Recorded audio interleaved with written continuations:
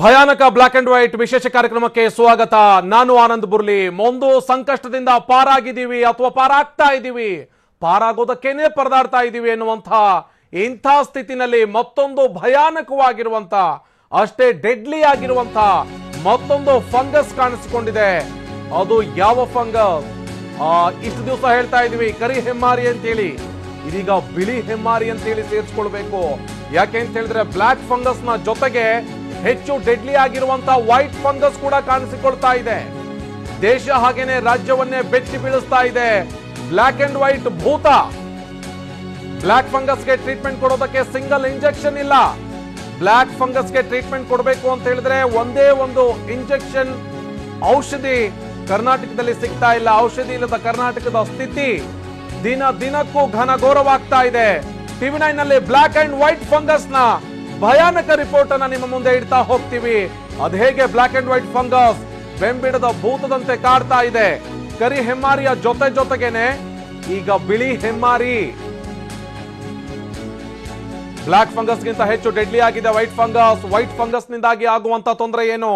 Block ಫಂಗಸ್ಗೆನೆ ಚಿಕಿತ್ಸೆ ಕೊಡೋದಕ್ಕೆ ಪರದಾಡ್ತಾ ಇದ್ದೀವಿ.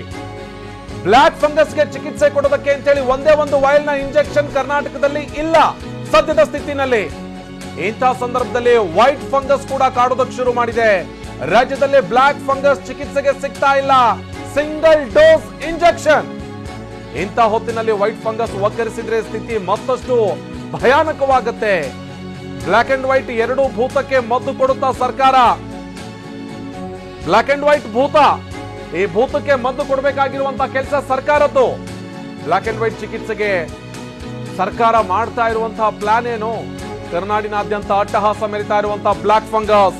ಬ್ಲಾಕ್ ಫಂಗಸ್ ನ ಅಟ್ಟಹಾಸ ಎಷ್ಟಿದೆ ಅಂತ ಹೇಳಿದ್ರೆ, ಫಂಗಸ್ ಬಂದಿರುವಂತಹ, ಫಂಗಸ್ ಅಟ್ಯಾಕ್ ಆಗಿರುವಂತಹ ರೋಗಿಗಳು ಹೊರದಾಡುವಂತಹ ಸ್ಥಿತಿ ನಿರ್ಮಾಣ ಆಗಿದೆ. ಇದು ಅಂತಿಂತ ಹೊತ್ತಲ್ಲ. ಕೊರೋನಾದಿಂದ ಚೇತರಿಸಿಕೊಂಡ್ವಿ, ದೊಡ್ಡದೊಂದು ಸಂಕಷ್ಟದಿಂದ ಪಾರಾದ್ವಿ ಅಂತ ಹೇಳಿ ಅನ್ಕೊಂಡಿರುವಂತಹ ಜನಕ್ಕೇನೆ ಕಾಡ್ತಾ ಇರುವಂತಹ ಬ್ಲಾಕ್ ಫಂಗಸ್ ಇದು. ಬೆಂಗಳೂರು ಸೇರಿದಂತೆ ರಾಜ್ಯಾದ್ಯಂತ ಬ್ಲಾಕ್ ಫಂಗಸ್ಗೆ ಸಿಗ್ತಾ ಇಲ್ಲ ಇಂಜೆಕ್ಷನ್. ರೋಗಿಗಳು ಪರದಾಡ್ತಾ ಇದ್ದಾರೆ, ಸಿಕ್ಕಾಪಟ್ಟೆ ಹೆಣಗಾಡ್ತಾ ಇದ್ದಾರೆ. ಎಲ್ಲಿಂದ ತರಬೇಕು ಇಂಜೆಕ್ಷನ್ ಅಂತ ಹೇಳಿ ಇಂಜೆಕ್ಷನ್ ಸಿಗದೆ ಹೇಳತೀರ್ದಾಗಿದೆ ಬ್ಲಾಕ್ ಫಂಗಸ್ ರೋಗಿಗಳ ಪಾಡು.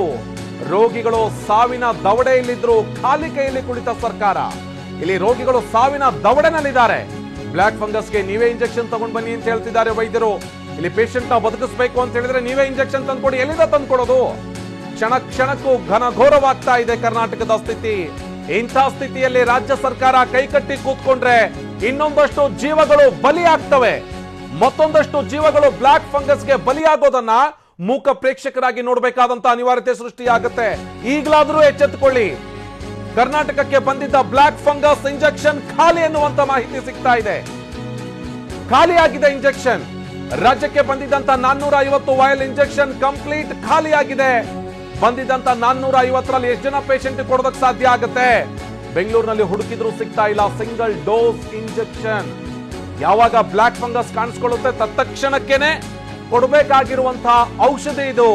ಆದ್ರೆ ಬೆಂಗಳೂರಿನ ವಿಕ್ಟೋರಿಯಾ ಆಸ್ಪತ್ರೆಯಲ್ಲಿ 27 ರೋಗಿಗಳು, ಬೌರಿಂಗ್ ಆಸ್ಪತ್ರೆಯಲ್ಲಿ 18 ಬ್ಲಾಕ್ ಫಂಗಸ್ ರೋಗಿಗಳು ಚಿಕಿತ್ಸೆ ಪಡಿತಾ ಇದ್ದಾರೆ. ಲೆಕ್ಕ ಹಾಕಿದ್ರೆ, ವೈದ್ಯರೇ ಹೇಳೋ ಪ್ರಕಾರ ಲೆಕ್ಕ ಹಾಕಿದ್ರೆ ಬೌರಿಂಗ್ ಒಂದೇ ಆಸ್ಪತ್ರೆಗೆ ಪ್ರತಿನಿತ್ಯ 108, ಎಲ್ಲಿಂದ ತರ್ತಾರೆ? 108 ವಯಲ್ ಬೇಕಾಗುತ್ತೆ. ಆದ್ರೆ ಕರ್ನಾಟಕಕ್ಕೆ ಬಂದಿರುವಂತಹ ಇಂಜೆಕ್ಷನ್ ಸಂಖ್ಯೆ ಎಷ್ಟು? 450. ಬೌರಿಂಗ್ ಆಸ್ಪತ್ರೆಯಲ್ಲಿ ಇರುವಂತಹ ಕಂಪ್ಲೀಟ್ 100 ವಯಲ್ಸ್ ಏನಿದ್ದು ಖಾಲಿ ಆಗೋದಕ್ಕೆ ಬಂದಿದೆ. ವಿಕ್ಟೋರಿಯಾ ಆಸ್ಪತ್ರೆಯಲ್ಲಿ ಸಿಂಗಲ್ ಡೋಸ್ ಅಥವಾ ಒಂದೇ ಒಂದು ಇಂಜೆಕ್ಷನ್ ರೋಗಿಗಳಿಗೆ ಕೊಡೋದಕ್ಕೆ ಸಿಗ್ತಾ ಇಲ್ಲ. ನಿಮ್ಮ ರೋಗಿಗೆ ನೀಡೋದಕ್ಕೆ ನೀವೇ ಇಂಜೆಕ್ಷನ್ ತಗೊಂಡ್ಬನ್ನಿ ಅಂತ ಹೇಳ್ತಾ ಇದ್ದಾರೆ. ರೋಗಿಗಳ ಸಂಬಂಧಿಕರಿಗೆ ಸೂಚನೆಯನ್ನ ನೀಡ್ತಾ ಇದ್ದಾರೆ ವೈದ್ಯರು. ಎಲ್ಲಿಂದ ತರ್ತಾರೆ ರೋಗಿಗಳ ಸಂಬಂಧಿಕರು? ರೋಗಿಗಳ ಸಂಬಂಧಿಕರೇನು ಡ್ರಗ್ ಕಂಟ್ರೋಲರ್ಸ ಅಥವಾ ಕೇಳಿದ ತಕ್ಷಣ ಕೊಡೋದಕ್ಕೆ ವಿವಿಐಪಿಗಳ? ಎಲ್ಲಿಂದ ತರ್ತಾರೆ? ನಿಮ್ಮೇಲೆ ಡಿಪೆಂಡ್ ಆಗಿರೋದು. ಅತ್ಯಧಿಕ ಹಣಕ್ಕೆ ಮಾರಾಟ ಮಾಡ್ತಾ ಇರುವಂತಹ ದಂಧೆಕೋರರು ಒಂದು ಕಡೆಗೆ, ಇನ್ನೊಂದು ಕಡೆಗೆ ಎಲ್ಲೂ ಒಂದೇ ಒಂದು ವಯಲ್ನ ಔಷಧಿ ಸಿಗದೆ ಪರದಾಡುವಂತಹ ಸ್ಥಿತಿ ಮತ್ತೊಂದು ಕಡೆಗೆ. ಎಂಥ ದುರ್ಗತಿ ಅಂತ ಹೇಳಿದ್ರೆ ಇದು ಕರ್ನಾಟಕಕ್ಕೆ. ಪಾರಾದ್ವಿ, ಹೆಮ್ಮಾರಿಯಿಂದ ತಪ್ಪಿಸ್ಕೊಂಡ್ವಿ, ಕೊರೋನಾ ಹೆಂಗೋ ಬದುಕಿಸ್ಬಿಡ್ತಪ್ಪ, ಕೊರೋನಾದಿಂದ ಬದುಕ್ಬಿಟ್ವಿ ಅಂತ ಹೇಳಿ ಚಿಕಿತ್ಸೆ ಪಡೆದು ವಾಪಸ್ ಬಂದಂತವರಲ್ಲಿ ಕಾಣಿಸ್ಕೊಳ್ತಾ ಇರುವಂತಹ ಈ ಕರಿ ಹೆಮ್ಮಾರಿ ಎಷ್ಟರ ಮಟ್ಟಿಗೆ ಸಂಕಷ್ಟಕ್ಕೆ ದೂಡ್ತಾ ಇದೆ ಅಂತ ಹೇಳಿದ್ರೆ ಯಾರಿಗೆ ರೋಗ ಬರುತ್ತೋ ಅಥವಾ ಯಾರಿಗೆ ಫಂಗಸ್ ಅಟ್ಯಾಕ್ ಆಗುತ್ತೋ ಅಂಥವರಿಗೆ ಕೊಡೋದಕ್ಕೂ ಒಂದೇ ಒಂದು ವೈಲ್ನ ಇಂಜೆಕ್ಷನ್ ನಮ್ಮ ಬಳಿನಲ್ಲಿ ಇಲ್ಲ ಅಂತ ಹೇಳಿದ್ರೆ ತೀರಾ ನಾಚಿಕೆಗೇಡಿನ ವಿಚಾರ ಇದು. ಒಂದೇ ಒಂದು ಇಂಜೆಕ್ಷನ್ ಇಲ್ಲ, ರೋಗಿಗಳಿಗೆ ತಗೊಂಬನ್ನಿ ಅಂತ ಹೇಳ್ತಾರೆ, ರೋಗಿಗಳ ಸಂಬಂಧಿಕರಿಗೆ ತಗೊಂಬನ್ನಿ ಅಂತ ಹೇಳ್ತಾರೆ. ರೋಗಿಗಳ ಸಂಬಂಧಿಕರು ಎಲ್ಲಿಂದ ತರೋದಕ್ಕೆ ಸಾಧ್ಯ ಆಗುತ್ತೆ? ಅಕ್ಕಪಕ್ಕದ ಮೆಡಿಕಲ್ನಲ್ಲಿ ಸಿಗುತ್ತೆ ಅಂತ ಹೇಳಿದ್ರೆ ಹೋಗಿ ಓಡ್ ತಗೊಂಡ್ಬರ್ತಾರೆ. ಬೆಂಗಳೂರಿನ ಬೇರೆ ಬೇರೆ ಭಾಗಗಳಲ್ಲಿ ಸಿಗುತ್ತೆ ಅಂತ ಹೇಳಿದ್ರೆ ಓಡ್ ತಗೊಂಡ್ಬರ್ತಾರೆ. ರಾಜ್ಯದ ಬೇರೆ ಜಿಲ್ಲೆಗಳಲ್ಲಿ ಸಿಗುತ್ತೆ ಅಂತ ಹೇಳಿದ್ರೆ ಓಡೋಗಿ ತಗೊಂಡ್ಬರ್ತಾರೆ. ಬೇರೆ ರಾಜ್ಯದಿಂದ ತಗೊಂಡು ಕೊಡಿ ಅಂತ ಹೇಳಿದ್ರೆ ಎಲ್ಲಿಂದ ತಂದು ಕೊಡ್ತಾರೆ? ತಂದು ಕೊಡೋದಕ್ಕೆ ಸಾಧ್ಯ ಆಗುತ್ತಾ? ಇದೆಲ್ಲ ವಿಚಾರಕ್ಕೆ ಸಂಬಂಧಪಟ್ಟ ಹಾಗೆ ನಮ್ಮ ಪ್ರತಿನಿಧಿ ಕಿರಣ್ ಸೂರ್ಯ ನೇರ ಸಂಪರ್ಕದಲ್ಲಿ ಜಾಯ್ನ್ ಆಗಿದ್ದಾರೆ, ಮತ್ತಷ್ಟು ಮಾಹಿತಿಯನ್ನು ಕೊಡ್ತಾರೆ. ಕಿರಣ್, ಗಮನಿಸ್ತಾ ಇದ್ವಿ ಇತ್ತ ವಿಕ್ಟೋರಿಯಾ ಆಸ್ಪತ್ರೆಯಲ್ಲಿ ಕೊಡೋದಕ್ಕೆ ಒಂದೇ ಒಂದು ಇಂಜೆಕ್ಷನ್ ಔಷಧಿಯೂ ಕೂಡ ಲಭ್ಯತೆ ಇಲ್ಲ. ಅತ್ತ ಬೌರಿಂಗ್ ಹಾಸ್ಪಿಟಲ್ ಇದ್ದಂತ ವಯಲ್ಗಳು ಖಾಲಿ ಆಗ್ತಾ ಬರ್ತಾ ಇದ್ದಾವೆ. ರಾಜ್ಯಕ್ಕೆ ಬಂದಿರುವಂತ 450 ವಯಲ್ಸ್ ಕಂಪ್ಲೀಟ್ ಖಾಲಿ ಕೈಯಲ್ಲಿ ಕೂತಿದೆ ಸರ್ಕಾರ. ಏನ್ ಮಾಡುತ್ತೆ, ಏನ್ ಮಾಡಬೇಕಾಗಿದೆ? ಇಂಥ ಸಂದರ್ಭದಲ್ಲೂ ಕೂಡ ನಾವು ಎಚ್ಚೆತ್ತುಕೊಳ್ಳದೆ ಹೋದ್ರೆ ಮತ್ತೊಂದಷ್ಟು ಸಾವು ಸಂಭವಿಸೋದಂತೂ ಗ್ಯಾರಂಟಿ ಅಲ್ವಾ ಕಿರಣ್? ಅದು ಆನಂದ್, ಖಂಡಿತವಾಗ್ಲೂ ಕೂಡ ರಾಜ್ಯದಲ್ಲಿ ದಿನದಿಂದ ದಿನಕ್ಕೆ ಈ ಬ್ಲಾಕ್ ಫಂಗಸ್ ನಿಂದ ಬಳಲುತ್ತಿರುವಂತಹ ಸೋಂಕಿತರ ಸಂಖ್ಯೆ ಈಗಾಗಲೂ ಕೂಡ ಹೆಚ್ಚಳವಾಗ್ತಿರುವಂತದ್ದು. ಸದ್ಯದ ಮಾಹಿತಿಯ ಪ್ರಕಾರವಾಗಿ ರಾಜ್ಯದಲ್ಲಿ ಈಗಾಗಲೇ ಕೂಡ 195 ಜನರಲ್ಲಿ ಒಂದು ಬ್ಲಾಕ್ ಫಂಗಸ್ ನ ಒಂದು ಸೋಂಕು ಕಾಣಿಸಿಕೊಂಡಿದೆ ಅನ್ನೋಂತ ಒಂದು ಮಾಹಿತಿ ಲಭ್ಯವಾಗ್ತಿರುವಂತದ್ದು. 188 ಜನರು ಈಗಾಗಲೇ ಕೂಡ ಆಸ್ಪತ್ರೆಯಲ್ಲಿ ಈ ಒಂದು ಫಂಗಸ್ಗೆ ಚಿಕಿತ್ಸೆಯನ್ನು ಪಡ್ಕೊಳ್ತಿದ್ರೆ, 7 ಜನರು ಈಗಾಗಲೇ ಕೂಡ ಹೋಮ್ ಐಸೋಲೇಷನ್ ನಲ್ಲಿ ಇದ್ದು ಕೂಡ ಈ ಬ್ಲಾಕ್ ಫಂಗಸ್ಗೆ ಚಿಕಿತ್ಸೆಯನ್ನು ಪಡ್ಕೊಳ್ತಿದ್ದಾರೆ ಅನ್ನೋ ಒಂದು ಮಾಹಿತಿ ಲಭ್ಯವಾಗ್ತಿರುವಂತದ್ದು. ಬೆಂಗಳೂರಿನ ವಿಕ್ಟೋರಿಯಾ ಆಸ್ಪತ್ರೆ ಒಂದರಲ್ಲೇ 27 ಜನರು ಬ್ಲಾಕ್ ಫಂಗಸ್ ನಿಂದ ಸೋಂಕಿನಿಂದ ಬಳಲ್ತಾ ಇದ್ರೆ, ಈ ಒಂದು ಬೋರಿಂಗ್ ಆಸ್ಪತ್ರೆ ಏನಿದೆ, ಬೋರಿಂಗ್ ಆಸ್ಪತ್ರೆಯಲ್ಲಿ 18 ಜನ ಸೋಂಕಿತರು ಈಗಾಗಲೇ ಕೂಡ ಪತ್ತೆ ಆಗಿರುವಂತದ್ದು. ಈ ಒಂದು 2 ಆಸ್ಪತ್ರೆಯಲ್ಲೂ ಕೂಡ ಈಗಾಗಲೇ ಕೂಡ ರಾಜ್ಯ ಸರ್ಕಾರದಿಂದ ಬಂದಿದ್ದಂತ ಈ ಒಂದು ವಯಲ್ ಏನಿದೆ, ಆಂಪಿಟೋರಿಸನ್ ಅನ್ನಂತ ವಯಲ್ ಈಗಾಗಲೇ ಕೂಡ ಸಂಪೂರ್ಣವಾಗಿ ಖಾಲಿ ಆಗಿರುವಂತದ್ದು. ಯಾವುದೇ ಮೆಡಿಕಲ್ ಶಾಪ್ ಅಲ್ಲಿ ಕೂಡ ಈ ಒಂದು ವಯಲ್ಗಳು ಕೂಡ ಲಭ್ಯವಾಗ್ತಿಲ್ಲ. ವೈದ್ಯರು ಹೇಳ್ತಾ ಇರುವಂತದ್ದು, ನೀವೊಂದು ಈ ಒಂದು ಸೋಂಕಿಗೆ ನೀವು ವಯಲ್ ತಂದ್ರೆ ಮಾತ್ರ ನಿಮ್ಮ ಒಂದು ರೋಗಿಗಳಿಗೆ ನಾವು ಈಗಾಗಲೇ ಚಿಕಿತ್ಸೆ ಕೊಡ್ತೀವಿ ಅಂತೇಳಿ ರಾಜ್ಯ ಸರ್ಕಾರಕ್ಕೆ ಈಗಾಗಲೇ ಕೂಡ ಕಂಪನಿಯಿಂದ 450 ವಯಲ್ಗಳು ಈಗಾಗಲೇ ಕೂಡ ಬಂದಿದ್ವು. ಇವು ಬೋರಿಂಗ್ ಆಸ್ಪತ್ರೆಗೆ 100 ವಯಲ್ಗಳನ್ನು ಸಪ್ಲೈ ಮಾಡಲಾಗಿತ್ತು. ಆದ್ರೆ 100 ವಯಲ್ ಸಪ್ಲೈ ಆದಂತದ್ದು ಸಂಪೂರ್ಣವಾಗಿ ಖಾಲಿ ಆಗಿರುವಂತದ್ದು. ಈ ಎರಡು ಥ್ಯಾಂಕ್ ಯು ಕಿರಣ್ ಮಾಹಿತಿಗಾಗಿ. ಇನ್ನು ಕರ್ನಾಟಕದಲ್ಲಿ ಬ್ಲಾಕ್ ಫಂಗಸ್ ನಿಂದಾಗಿ ಸಾವನ್ನಪ್ತಾ ಇರುವಂತವರ ಸಂಖ್ಯೆ ದಿನದಿಂದ ದಿನಕ್ಕೆ ಜಾಸ್ತಿ ಆಗ್ತಾ ಇದೆ. ಕರ್ನಾಟಕದಲ್ಲಿ ಮೃತ್ಯು ಕೇಕೆಯನ್ನ ಆರಂಭಿಸಿರುವಂತಹ ಡೆಡ್ಲಿ ಬ್ಲಾಕ್ ಫಂಗಸ್ ಕರ್ನಾಟಕದಲ್ಲಿ ಮೃತ್ಯು ಕೇಕೆಯನ್ನ ಆರಂಭಿಸಿದೆ. ರಾಜ್ಯದಲ್ಲಿ ಇದುವರೆಗೂ ಬ್ಲಾಕ್ ಫಂಗಸ್ಗೆ 3 ಜನ ಬಲಿಯಾಗಿದ್ದಾರೆ. ಕರ್ನಾಟಕದಲ್ಲಿ ಬ್ಲಾಕ್ ಫಂಗಸ್ಗೆ ಬಲಿಯಾಗಿರೋ ಸಂಖ್ಯೆ 3 ಜನ. ಬಾಗಲಕೋಟೆನಲ್ಲಿ ಬ್ಲಾಕ್ ಫಂಗಸ್ಗೆ ಇವತ್ತು ವೃದ್ಧೆಯೊಬ್ಬರು ಸಾವನ್ನಪ್ಪಿದ್ದಾರೆ. ಗದಗದಲ್ಲಿ ಬ್ಲಾಕ್ ಫಂಗಸ್ಗೆ ಇದುವರೆಗೂ 2 ಬಲಿಯಾಗಿದ್ದಾರೆ. ಗದಗ್ನಲ್ಲಿ ಒಟ್ಟು 3 ಜನ ಬ್ಲಾಕ್ ಫಂಗಸ್ ನಿಂದಾಗಿ ಸಾವನ್ನಪ್ಪಿದ್ದಾರೆ. ಬ್ಲಾಕ್ ಫಂಗಸ್ ನ ಸಾವಿನ ಆಟ ಶುರು ಮಾಡಿದ್ರು. ಸರ್ಕಾರ ದೊಡ್ಡ ಮಟ್ಟದಲ್ಲಿ ನಿರ್ಲಕ್ಷ್ಯ ವಹಿಸ್ತಾ ಇರುವಂತಹ ನಿರ್ಲಕ್ಷ್ಯ ಅಷ್ಟಿಷ್ಟಲ್ಲ. ಯಾಕೆಂತ ಹೇಳಿದ್ರೆ ಕೊರೋನಾಗೆ ಚಿಕಿತ್ಸೆ ಕೊಡೋದಕ್ಕೆ ಪರ್ಟಿಕ್ಯುಲರ್ ಆಗಿ ಔಷಧಿ ಇಲ್ಲ. ಅಂತಹ ರೋಗನ ಗೆದ್ದು ಬರ್ತಾ ಇದ್ದಾರೆ ರೋಗಿಗಳು. ಆದ್ರಲ್ಲಿ ಈ ರೋಗ ಕೊಡೋದಕ್ಕೆ ಚಿಕಿತ್ಸೆ ಇದೆ, ಔಷಧಿ ಲಭ್ಯತೆ ಇದೆ. ಆದ್ರೆ ಔಷಧಿ ಸಿಗದೇನೆ ರೋಗಿಗಳು ಪ್ರಾಣ ಬಿಡ್ತಾ ಇದಾರಲ್ಲ, ಇದು ನಿಜಕ್ಕೂ ನಿಸ್ಸಹಾಯಕ ಸ್ಥಿತಿ. ಇದು ಇಂಥದೊಂದು ಸ್ಥಿತಿಗೆ ರಾಜ್ಯ ಸರ್ಕಾರ ತಲುಪಬಾರ್ದಾಗಿತ್ತು, ಅಥವಾ ರಾಜ್ಯ ಸರ್ಕಾರದ ಕೆಲವೊಂದಷ್ಟು ಸಂಸ್ಥೆಗಳು ತಲುಪಬಾರ್ದಾಗಿತ್ತು. ಆದ್ರೀಗ ಕೈಕಟ್ಟಿ ಕುಳಿತುಕೊಳ್ಳುವಂತಹ ಪರಿಸ್ಥಿತಿ ನಿರ್ಮಾಣ ಆಗಿದೆ ಅಂತ ಹೇಳಿದ್ರೆ ಗಮನಿಸ್ತಾ ಇದ್ದೀವಿ. ವೃದ್ಧೆಯೊಬ್ಬರು ಬ್ಲಾಕ್ ಫಂಗಸ್ಗೆ ಬಲಿಯಾಗಿದ್ದಾರೆ ಬಾಗಲಕೋಟೆನಲ್ಲಿ. ಇತ್ತ ಗದಗ್ನಲ್ಲಿ 2 ಬ್ಲಾಕ್ ಫಂಗಸ್ಗೆ ಬಲಿಯಾಗಿದ್ದಾರೆ. ಇದನ್ನೆಲ್ಲ ನೋಡ್ತಾ ಹೋದ್ರೆ ಕರ್ನಾಟಕದಲ್ಲಿ ಬ್ಲಾಕ್ ಫಂಗಸ್ಗೆ ಚಿಕಿತ್ಸೆ ಕೊಡಬೇಕಾಗಿದ್ದಂಥ ಸರ್ಕಾರ, ಚಿಕಿತ್ಸೆಗೆ ಬೇಕಾಗಿರುವಂಥ ಔಷಧಿಯನ್ನ ತರಿಸಿಕೊಳ್ಬೇಕಾಗಿದ್ದಂಥ ಸರ್ಕಾರ ಎಲ್ಲೋ ಒಂದು ಕಡೆಗೆ ಎಡವಿದೆ, ಅಥವಾ ಎಲ್ಲ ಇದ್ದು ಗೊತ್ತಿದ್ದು ಸುಮ್ಮನಾಗಿದೆಯಾ? ಇಂಥ ಒಂದು ಅನುಮಾನ ಅಂತೂ ದೊಡ್ಡ ಮಟ್ಟದಲ್ಲಿ ಕಾಡ್ತಾ ಇದೆ.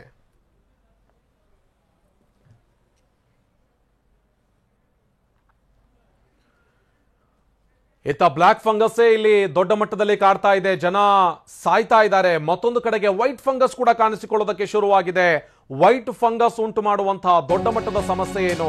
ವೈಟ್ ಫಂಗಸ್ ನಿಂದಾಗಿ ಸಾವಿನ ಪ್ರಮಾಣ ಎಷ್ಟಿದೆ? ಬ್ಲಾಕ್ ಫಂಗಸ್ ದಿಗಿಲು, white fungus danger warning. Black ಫಂಗಸ್ಗೆನೆ ಇಂಜೆಕ್ಷನ್ ಇಲ್ಲದೆ ಕೈಕಟ್ಟಿ ಕೂತಿರೋ ಸಂದರ್ಭದಲ್ಲಿ ವೈಟ್ ಫಂಗಸ್ ಕೂಡ ಕಾಣಿಸಿಕೊಳ್ತಾ ಇದೆ.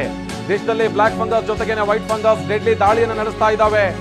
ಬ್ಲಾಕ್ ಫಂಗಸ್ ಗಿಂತಲೂ ಕೂಡ ಕರಿ ಹೆಮ್ಮಾರಿಗಿಂತಲೂ ಈ ಬಿಳಿ ಹೆಮ್ಮಾರಿ ದೊಡ್ಡ ಮಟ್ಟದ ಡೇಂಜರಸ್ ಅನ್ನುವಂತ ಫಂಗಸ್ ಇದು. ಬ್ಲಾಕ್ ಫಂಗಸ್ ಕಣ್ಣು, ಮೂಗು, ಮೆದುಳನ್ನೇ ಕಿತ್ತು ತಿನ್ನುತ್ತೆ. ವೈಟ್ ಫಂಗಸ್ ಇದೆಯಲ್ಲ, ಕಣ್ಣು, ಮೂಗು ಜೊತೆಗೆ ಖಾಸಗಿ ಅಂಗಕ್ಕೆ ದಾಳಿ ಇಡುತ್ತೆ. ಇದು white fungus very very dangerous. TV9 ನಲ್ಲಿ ಡಬಲ್ ಡೇಂಜರ್ ವೈಟ್ ಫಂಗಸ್ ನ ಡೆಡ್ಲಿ ರಿಪೋರ್ಟ್ ಅನ್ನ ನಿಮಗೆ ಕೊಡ್ತಾ ಹೋಗ್ತೀವಿ. ಅದು ಹೇಗೆ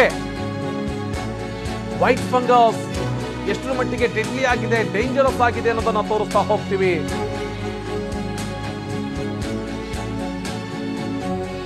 ಬ್ಲಾಕ್ ಫಂಗಸ್ ಬಗ್ಗೆ ಕೇಳಿಸ್ಕೊಂಡಿದ್ವಿ. ಬ್ಲಾಕ್ ಫಂಗಸ್ ಹೇಗೆಲ್ಲ ದಾಳಿ ಮಾಡುತ್ತೆ, ಅದರಿಂದ ಏನೆಲ್ಲ ಸಮಸ್ಯೆ ಆಗುತ್ತೆ ಅಂತ ಹೇಳಿ ನೋಡಿದ್ವಿ. ಇದೀಗ ವೈಟ್ ಫಂಗಸ್ ಕೂಡ ಕಾಡೋದಕ್ಕೆ ಶುರುವಾಗಿದೆ. ಹಾಗಿದ್ರೆ ಏನಿದು ವೈಟ್ ಫಂಗಸ್? ಅದು ಹೇಗೆ ಕೊರೋನಾದಿಂದ ಗುಣಮುಖರಾಗಿರುವಂತಹ ರೋಗಿಗಳಿಗೆ ಅಟ್ಯಾಕ್ ಮಾಡ್ತಾ ಇದೆ? ಇದ್ರ ಬಗ್ಗೆ ಒಂದು ಕಂಪ್ಲೀಟ್ ಡೀಟೇಲ್ಸ್ ಇದೆ, ನೋಡೋಣ ಬನ್ನಿ.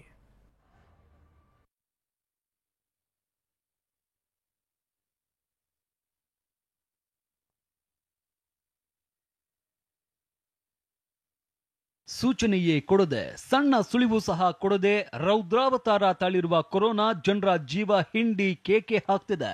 ಇಡೀ ದೇಶವನ್ನೇ ನಡುಗುವಂತೆ ಮಾಡಿದೆ. ಇಂತಹ ಘೋರ ಸ್ಥಿತಿಯಲ್ಲಿ ಜನರಿಗೆ ಬ್ಲಾಕ್ ಫಂಗಸ್ ಅನ್ನೋ ರೋಗ ಆಘಾತ ಕೊಟ್ಟಿದೆ.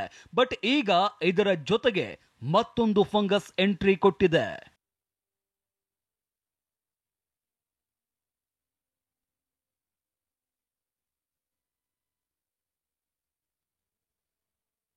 ಬ್ಲಾಕ್ ಫಂಗಸ್ ಜೊತೆಗೆ ವೈಟ್ ಫಂಗಸ್ ಕಾಟ ಶುರು.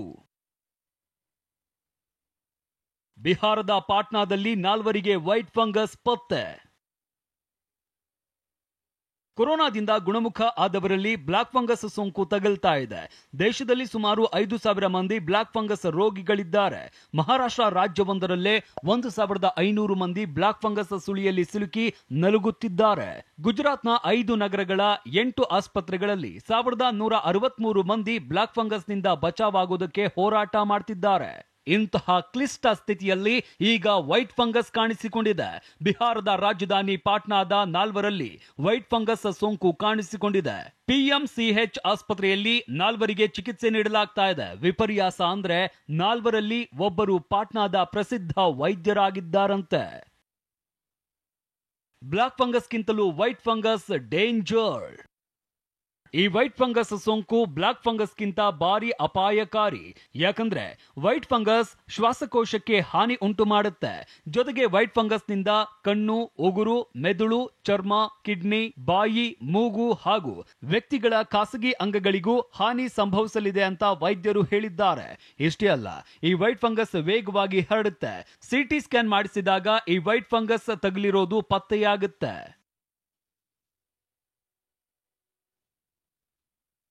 ಕೋವಿಡ್ ಲಕ್ಷಣ ಇರುತ್ತೆ, ಪಾಸಿಟಿವ್ ಬರೋಲ್ಲ. ಪಾಟ್ನಾದಲ್ಲಿ ವೈಟ್ ಫಂಗಸ್ ಸೋಂಕು ತಗುಲಿರುವ 4ರಲ್ಲೂ ಕೊರೋನಾ ವೈರಸ್ ಲಕ್ಷಣಗಳಿದೆ. ಆದ್ರೆ 4ರಿಗೂ ಕೊರೋನಾ ಪಾಸಿಟಿವ್ ದೃಢಪಟ್ಟಿಲ್ಲ. ಬಟ್ 4ರ ಶ್ವಾಸಕೋಶಕ್ಕೆ ಸೋಂಕು ತಗುಲಿದೆ. ಬ್ಲಾಕ್ ಫಂಗಸ್ನಂತೆ ವೈಟ್ ಫಂಗಸ್ ಕೂಡ ರೋಗ ನಿರೋಧಕ ಶಕ್ತಿ ಕಡಿಮೆ ಇರುವವರಿಗೆ ಭಾರಿ ಅಪಾಯಕಾರಿ. ಡಯಾಬಿಟಿಸ್ ರೋಗಿಗಳು, ಸ್ಟಿರಾಯ್ಡ್ ತೆಗೆದುಕೊಳ್ತಾ ಇರುವವರಿಗೆ ವೈಟ್ ಫಂಗಸ್ ಸೋಂಕು ತಗುಲುವ ಸಾಧ್ಯತೆ ಇರುತ್ತೆ. ಕ್ಯಾನ್ಸರ್ ರೋಗಿಗಳು ಕೂಡ ವೈಟ್ ಫಂಗಸ್ ಬಗ್ಗೆ ಎಚ್ಚರದಿಂದ ಇರಬೇಕು.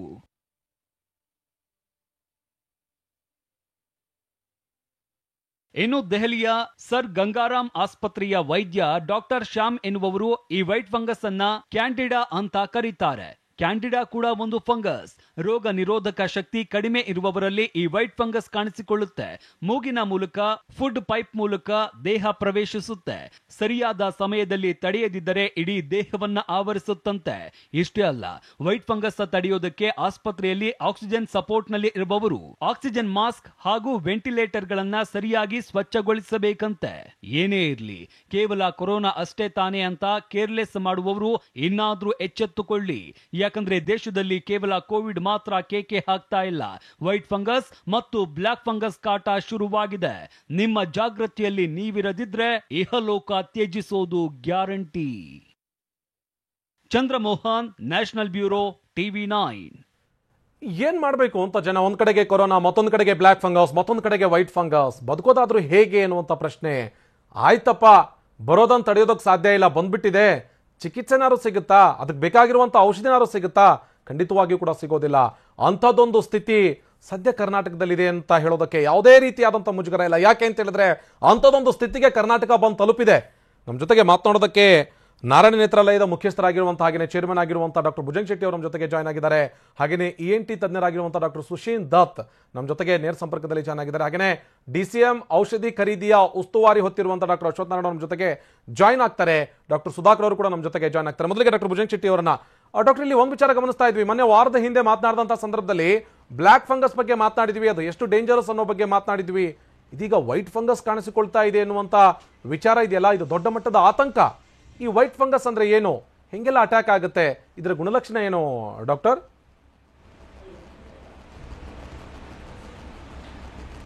ಫಂಗಸ್ ಇಷ್ಟ ತನಕ ನಾವು ಕಂಡಿಲ್ಲ ಆನಂದ್, ಬಟ್ ಆದ್ರೆ ಬಿಹಾರ್ ಕಡೆ ಒಂದು 3-4 ಕೇಸ್ ರಿಪೋರ್ಟ್ ಆಗಿದೆ. ಹೌದು, ಹೇಳ್ತಾರೆ ಈ ಬ್ಲಾಕ್ ಫಂಗಸ್ ಗಿಂತ ಇನ್ನೂ ಡೆಡ್ಲಿ ಇದು ಈ ವೈಟ್ ಫಂಗಸ್ ಅಂತ. ಅದು ನಮ್ಮ ಮೂಗು ಮತ್ತೆ ಕಣ್ಣು ಮಾತ್ರ ಅಲ್ಲ, ದೇಹದ ಯಾವ ಅಂಗಾಂಗಕ್ಕೂ ಕೂಡ ಅದು ಅಟ್ಯಾಕ್ ಮಾಡಬಹುದು. ಸ್ಕಿನ್, ಕಿಡ್ನಿ, ಲಂಗ್ಸ್ ಎಲ್ಲದೂ ಕೂಡ ಅದು ಅಟ್ಯಾಕ್ ಮಾಡೋ ಚಾನ್ಸ್ ಇದೆ. ಇದಕ್ಕಿಂತ ಇನ್ನೂ ತುಂಬಾನೇ ಡೆಡ್ಲಿ ಆಗಿದೆ ಅಂತ ಹೇಳ್ತಾ ಇದ್ದಾರೆ. ಬಟ್ ಅದು ಕರ್ನಾಟಕಕ್ಕೆ ಬರಬಾರ್ದು ಅಂತ ನಾವೆಲ್ಲ ಪ್ರಾರ್ಥಿಸೋಣ.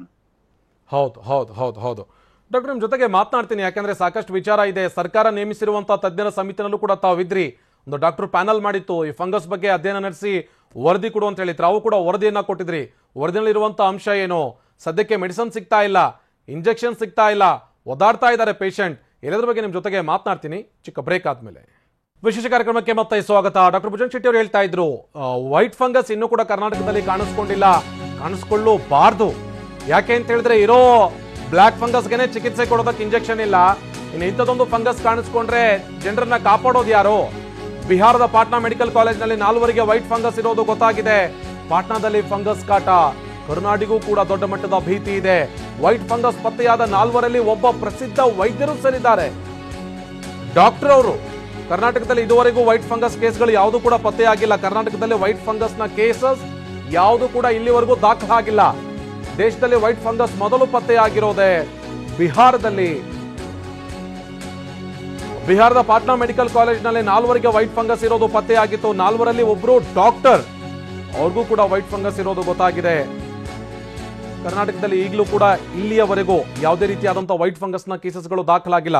ನಮ್ಮ ಜೊತೆಗೆ ಡಾಕ್ಟರ್ ಸುಶೀಲ್ ದತ್ ಅವರು ಜಾಯ್ನ್ ಆಗಿದ್ರು. ಡಾಕ್ಟರ್ ಸುಶೀಲ್ ದತ್ ಅವರೇ, ಇಲ್ಲಿ ಮಾತನಾಡ್ತಾ ಇದ್ದಂತ ಸಂದರ್ಭದಲ್ಲಿ ಬ್ಲಾಕ್ ಫಂಗಸ್ ಎಷ್ಟರ ಮಟ್ಟಿಗೆ ಡೇಂಜರಸ್ ಆಗಿದೆ, ಅದರಿಂದ ಆಗುವಂತ ಅನಾಹುತ ಏನು, ಗುಣಲಕ್ಷಣ ಏನು ಅನ್ನೋದನ್ನು ಗೊತ್ತಾಗ್ತಾ ಇತ್ತು.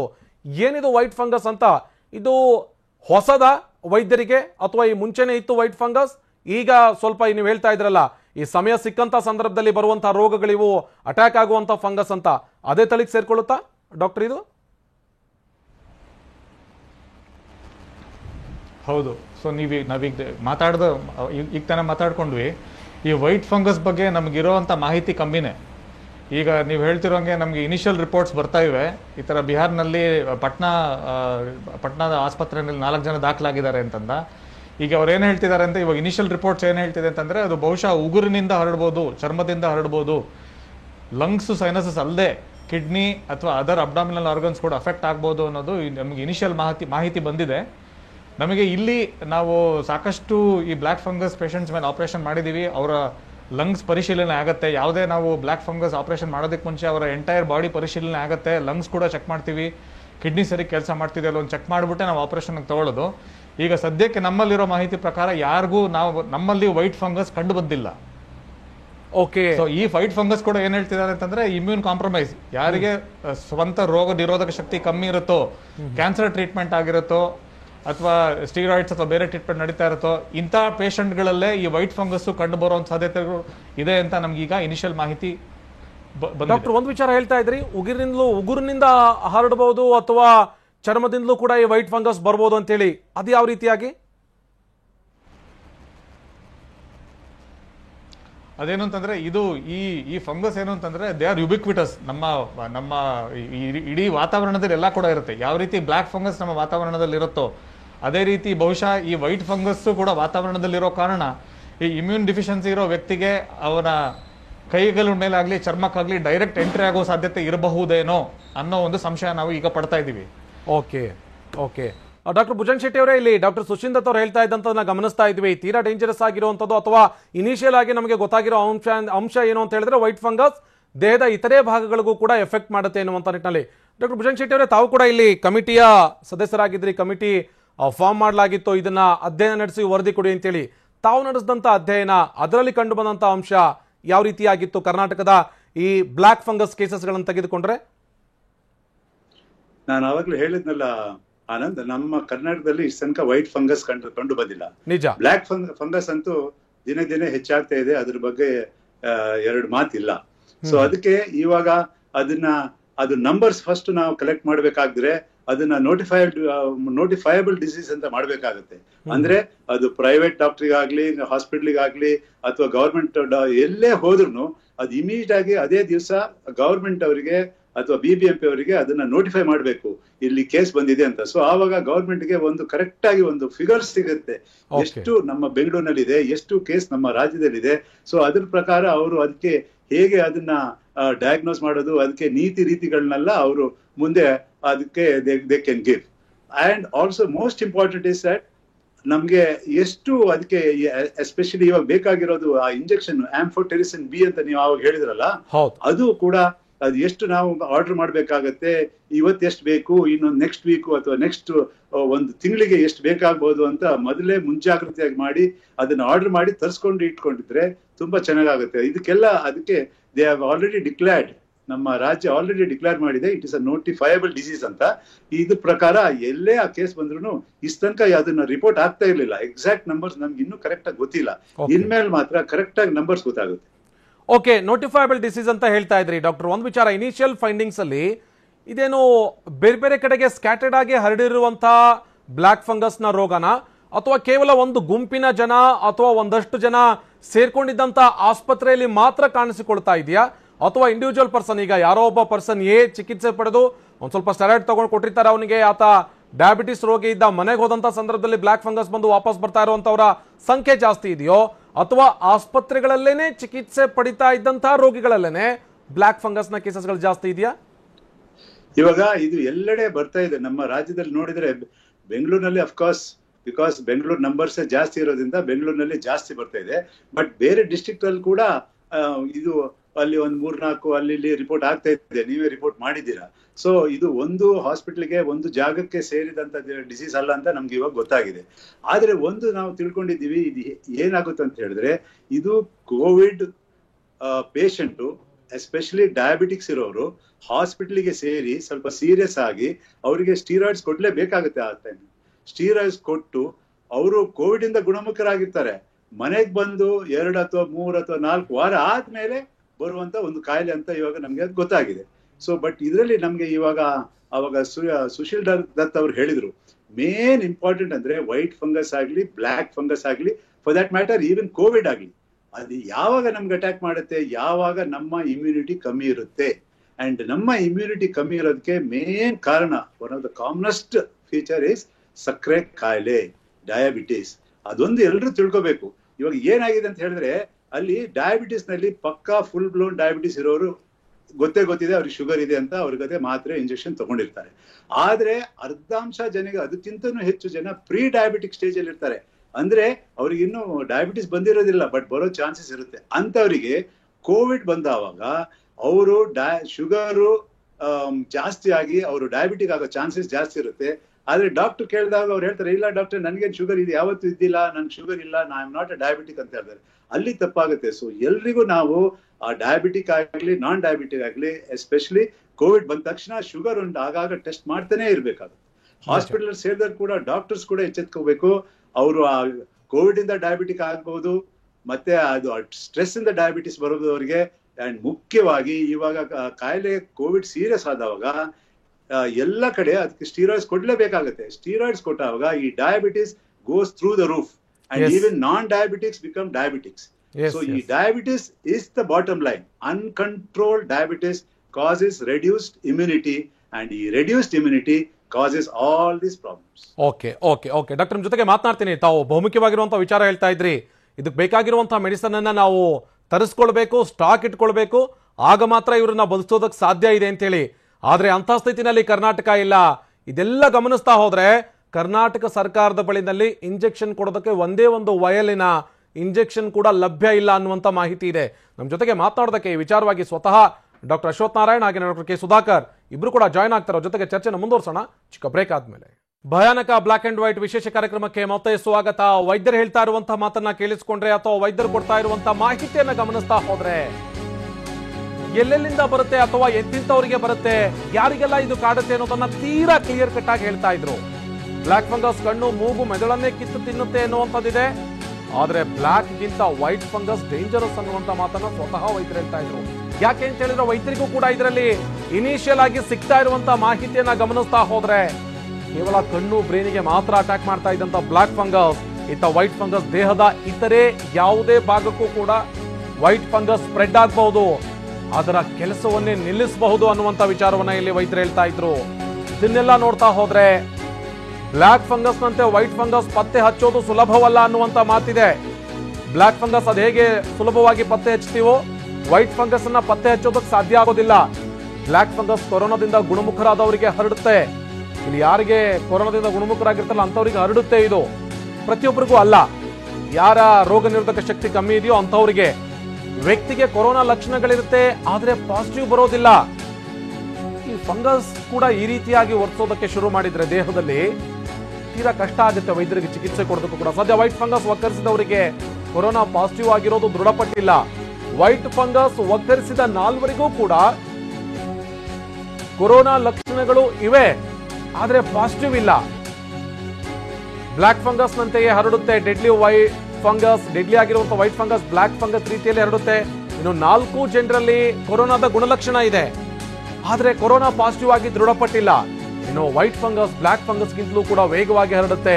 ರೋಗ ನಿರೋಧಕ ಶಕ್ತಿ ಕಡಿಮೆ ಇರೋರಿಗೆ ವೈಟ್ ಫಂಗಸ್ ಕಂಪ್ಲೀಟ್ ಆಗಿ ಅಟ್ಯಾಕ್ ಮಾಡುತ್ತೆ. ಪ್ರತಿಯೊಬ್ಬರಿಗೂ ಕೂಡ ರೋಗ ನಿರೋಧಕ ಶಕ್ತಿ ಇರುವಂತವರಿಗೆ ಇದು ಅಟ್ಯಾಕ್ ಆಗುತ್ತೆ ಅಂತಲ್ಲ, ಅಥವಾ ಡಯಾಬಿಟಿಸ್ ನಿಂದ ಬಳಲ್ತಾ ಇರುವಂತಹ ಪ್ರತಿಯೊಬ್ಬರಿಗೂ ಈ ಬಿಳಿ ಶಿಲೀಂಧ್ರ ಅಥವಾ ಈ ಕಪ್ಪು ಶಿಲೀಂಧ್ರ ಅಟ್ಯಾಕ್ ಮಾಡ್ತವೆ ಅಂತಲ್ಲ. ಸ್ಟಿರಾಯ್ಡ್ ತೆಗೆದುಕೊಳ್ಳೋರಿಗೆ ವೈಟ್ ಫಂಗಸ್ ತಗುಲುವ ಸಾಧ್ಯತೆ ಇದೆ. ಬ್ಲಾಕ್ ಫಂಗಸ್ ಕೂಡ ತಗುಲುವಂತಹ ಸಾಧ್ಯತೆ ಇದೆ. ಕ್ಯಾನ್ಸರ್ ರೋಗಿಗಳಿಗೂ ಕೂಡ ವೈಟ್ ಫಂಗಸ್ ಬಗ್ಗೆ ಎಚ್ಚರಿಕೆ ವಹಿಸಲೇಬೇಕಾದಂತ ಅನಿವಾರ್ಯತೆ ಇದೆ. ಡಾಕ್ಟರ್ ಸುಶೀಲ್ ದತ್ ಅವರು ನಮ್ಮ ಜೊತೆಗೆ ಜಾಯಿನ್ ಆಗಿದ್ರು, ಸಾಕಷ್ಟು ವಿಚಾರವನ್ನು ಪ್ರಸ್ತಾಪಿಸ್ತಾ ಇದ್ರು. ಡಾಕ್ಟರ್ ಇಲ್ಲಿ ಗಮನಿಸ್ತಾ ಇದ್ವಿ ವೈಟ್ ಫಂಗಸ್ ದೇಹದ ಇತರೆ ಭಾಗಗಳಿಗೆ ಹರಡುತ್ತೆ ಅನ್ನುವಂತ ಮಾತನ್ನ ಹೇಳ್ತಾ ಇದ್ರಿ. ಆದ್ರೆ ಇಲ್ಲಿ ಕೊರೋನಾ ಗುಣಮುಖರಾದಂತವರಿಗೆ, ಸ್ಟೆರಾಯ್ಡ್ ಕೊಟ್ಟವರಿಗೆ, ಡಯಾಬಿಟಿಸ್ ಇರೋರಿಗೆ ಬ್ಲಾಕ್ ಫಂಗಸ್ ಬರ್ತಾ ಇತ್ತು. ಆದ್ರೆ ಗೊತ್ತಾಗ್ತಾ ಇದೆ ವೈಟ್ ಫಂಗಸ್ ಬಂದವರಿಗೆ ಗುಣಲಕ್ಷಣ ಇದೆ ಕೊರೋನಾದು ಆದ್ರೆ ಪಾಸಿಟಿವ್ ಇಲ್ಲ, ವೈಟ್ ಫಂಗಸ್ ಬಂದಿದೆ. ಯಾವ ರೀತಿಯಾಗಿ ವೈದ್ಯರು ಇದನ್ನು ಪತ್ತೆ ಹಚ್ಚೋದು ಅಂತ, ಪತ್ತೆ ಹಚ್ಚೋದು ಸುಲಭ ಅಲ್ಲ ಅನ್ನುವಂತ ಮಾತಿದೆ. ಹೇಗೆ ಪತ್ತೆ ಹಚ್ಚೋದಕ್ಕೆ ಸಾಧ್ಯ ಆಗುತ್ತೆ ಇದು? ಅದನ್ನ ಹೇಗೆ ಟ್ರೀಟ್ಮೆಂಟ್ ಕೊಡ್ಬೇಕು ಇದಕ್ಕೆ?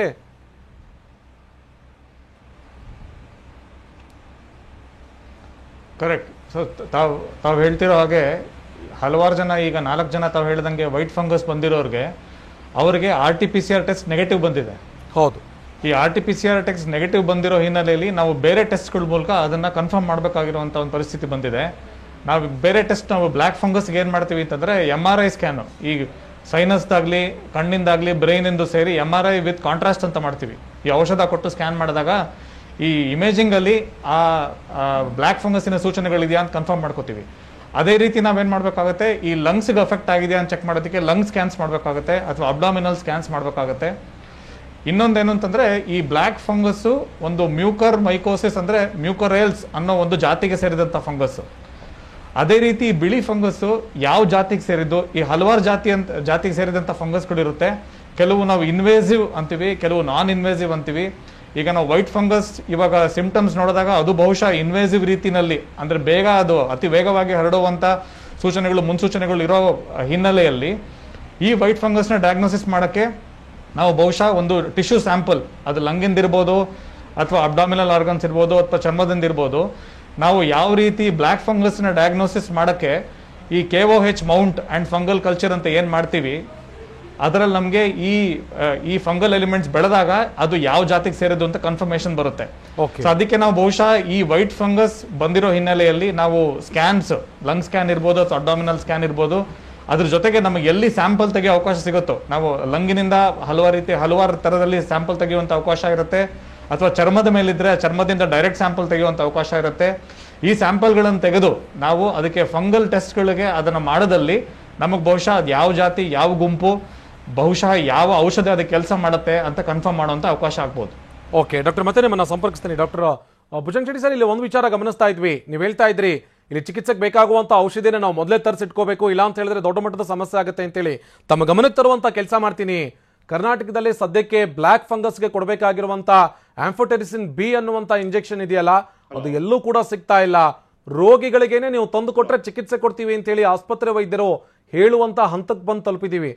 ಸರ್ಕಾರ ಇಲ್ಲಿ ಇದನ್ನು ಪ್ರೊಕ್ಯೂರ್ ಮಾಡ್ಕೊಳ್ಳೋದ್ರಲ್ಲಿ ಎಡವಿದೆ ಅಂತ ನಿಮ್ಗೇನಾದ್ರು ಅನ್ಸುತ್ತಾ, ಅಥವಾ ಇಲ್ಲ ಕೆಲಸ ಮಾಡ್ತಾ ಇದ್ದಾರೆ ಸಿಗ್ತಾ ಇಲ್ಲ ಅಂತ ಹೇಳಿ ಅನ್ಸುತ್ತಾ ಇದೆ? ಬಟ್ ಗಮನಿಸ್ತಾ ಹೋದ್ರೆ ಇಲ್ಲಂತೂ ನಾವು ಕೆಲವೊಂದಷ್ಟು ಸಂಸ್ಥೆಗಳನ್ನು ಗಮನಿಸಿದಂಥ ಸಂದರ್ಭದಲ್ಲಿ ಅಥವಾ ಅವ್ರನ್ನ ಸಂಪರ್ಕಿಸಿದಂಥ ಸಂದರ್ಭದಲ್ಲಿ ಅವ್ರು ಹೇಳ್ತಾ ಇರೋದು, ಸರ್ಕಾರದ ಕಡೆಯಿಂದ ನಮಗೆ ಪರ್ಮಿಷನ್ ಸಿಕ್ಕಿದೆ, ಮಾಡ್ತಾ ಇದ್ದೀವಿ, ತರಿಸ್ಕೊಳ್ತೀವಿ, ಚೆಕ್ ಮಾಡ್ತೀವಿ, ಸಿಗುತ್ತೋ ಇಲ್ವೋ ಅಂತ ಹೇಳಿ ನೋಡ್ತೀವಿ ಎನ್ನುವಂಥ ಉತ್ತರ ಬರ್ತಾ ಇದೆ. ಒಂದೊಮ್ಮೆ ಏನಾದರೂ ಇಂಜೆಕ್ಷನ್ ಸಿಗದೆ ಇದೇ ರೀತಿಯಾಗಿ ಖಾಲಿ ಕೈಯಲ್ಲಿ ಕೂತ್ರೆ ಈ ಬ್ಲ್ಯಾಕ್ ಫಂಗಸ್ ಅಟ್ಯಾಕ್ ಆಗಿರುವಂಥ ರೋಗಿಗಳನ್ನು ಬದುಕಿಸ್ಕೊಳ್ಳೋದಕ್ಕಂತೂ ಸಾಧ್ಯನೇ ಇಲ್ಲ ಅಲ್ವಾ ಡಾಕ್ಟರ್?